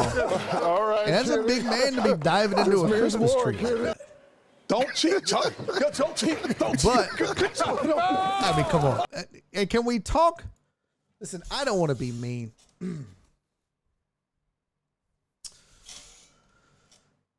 Jared said the fact none of the other guys hopped up to help either. Yeah, not until the end. Here's the thing, though. This is all good, but can we talk about poor Kenny Smith? Watch him run. Can we just watch Kenny Smith run for a second? Don't cheat, Chuck. Just watch him run. I mean, my poor guy, he's not need. That was bad. He's obviously got some issues. I don't know what's happening with Kenny's legs and knees, but gotta get Kenny some help, man. And Shaq's a G for taking it. But that's not the first time they've done it. This means war, Kenny. And look at Ernie's swag. Look at Ernie's drip. He's got some Air Jordan ones. Look at you, Ernie. That's a fun ass show. If you never watched it, you're a basketball fan. You've got to make it appointment viewing. All right, I'm done. It's 4:47. Donna, I love you, boo boo. Thank you for hanging out with me today. Sorry I was so grumpy to begin the show. Super bad mood. But I think I got to pee. I'm going to pee. I got shit to do. We're going to call it early. There we go. Outro. But I want to say, man, thank you guys for the dope-ass raid. Shout out to In the Mud Sports. Thank you for that big-ass raid. Thank you to Book It Sports for their big-ass raid. Thank you for all the follows. Tons of new followers, man. I appreciate that. Thank you for the subs. Thank you for the hype trades. P. Randizzle, thank you for the 20 gifted subs earlier. Sure know how to put a gal in a happy mood. Don't forget tonight, 10:30, Fox 26 here in Houston. I'll be doing the Isaiah Factor talking Chris Beard. So tune in your television show to that. Or your television to Fox 26 at 10:30. Or record it, bitches, and watch it in the morning. Some of y'all go to bed early, I get it. Thank you, Cisco. I love you. Mom, thanks for joining me. I love you. Thank you, Reyes, or Christopher Mina. I appreciate you. All right. Let's find somebody to raid. We got to return the favor. We got this big-ass raid from Book It and from In the Mud. Let's return the favor. Let's try to find somebody talking sports. I know y'all love Brazy Becca, but she plays video games. I want somebody that's talking sports. So let's go to the sports channel. Let's see. Sports. We're going to viewers. No. Let's go. Let's type in English. Who we rating? Come on! Oh, Cece, I love you. No worries. Okay, we've got, these are some radio stations I don't care about. Not that one for sure, although they can suck it because we're beating them. Shout out to the Raiders. World Cup discussion. What is this? Oh, that's not in English. I even typed English! Damn it! I got nobody to raid. Who wants to? What's a good raid, though? Y'all know of anybody talking sports or gambling that we could raid? What is this? Week 14 lineup review for DraftKings from behind the mic. We got Jim on Sports Station, Sports Radio 960. I'm not raiding a radio station. They don't. That's not a good raid. They never acknowledge the chat or have fun or talk. They just do radio, which is total bullshit. Monday night breaks and don't know card breaks are terrible. There's like legitimately nobody talking sports, just us. Wow. What is this? Ben Verlander. All right, let's raid Ben Verlander. Is that the one and only? Yeah, let's do it. We're going to raid Ben Verlander. How about that? Follow. Okay, I followed him. Yeah, let's raid Ben Verlander. You guys want to raid Ben Verlander? Now that you don't give a shit because his brother is now a New York Met, let's go raid Ben Verlander. Let's do it. All right, here we go. Chat. Hang tight. Say hello. He's the brother. Yeah, I know. I know. I know who he is. Let's see. Ben. There we go. All right, y'all. Enjoy the raid. He's playing FIFA. Say hey. Be cool. Tell him you're from Barry on Deck and In the Mud and Book It Sports, but be good, deckheads. All right, man. I love y'all. I'll see y'all tomorrow. Do me 3 favors before we go. Be safe. Be kind. Love each other. The raid has started. Come on. Let's crank it up. Let's get some good raid going. Let's get some juicy raid. Can we get 70, 62, 65? Come on, you raggedy bitches. 66. 4 people. Hit that raid button. Click that you want to raid with them. Go. Come on, do it. I'm going to do it. Let's see. How do you participate in the raid? Tap to raid. All right. Here we go. Bye.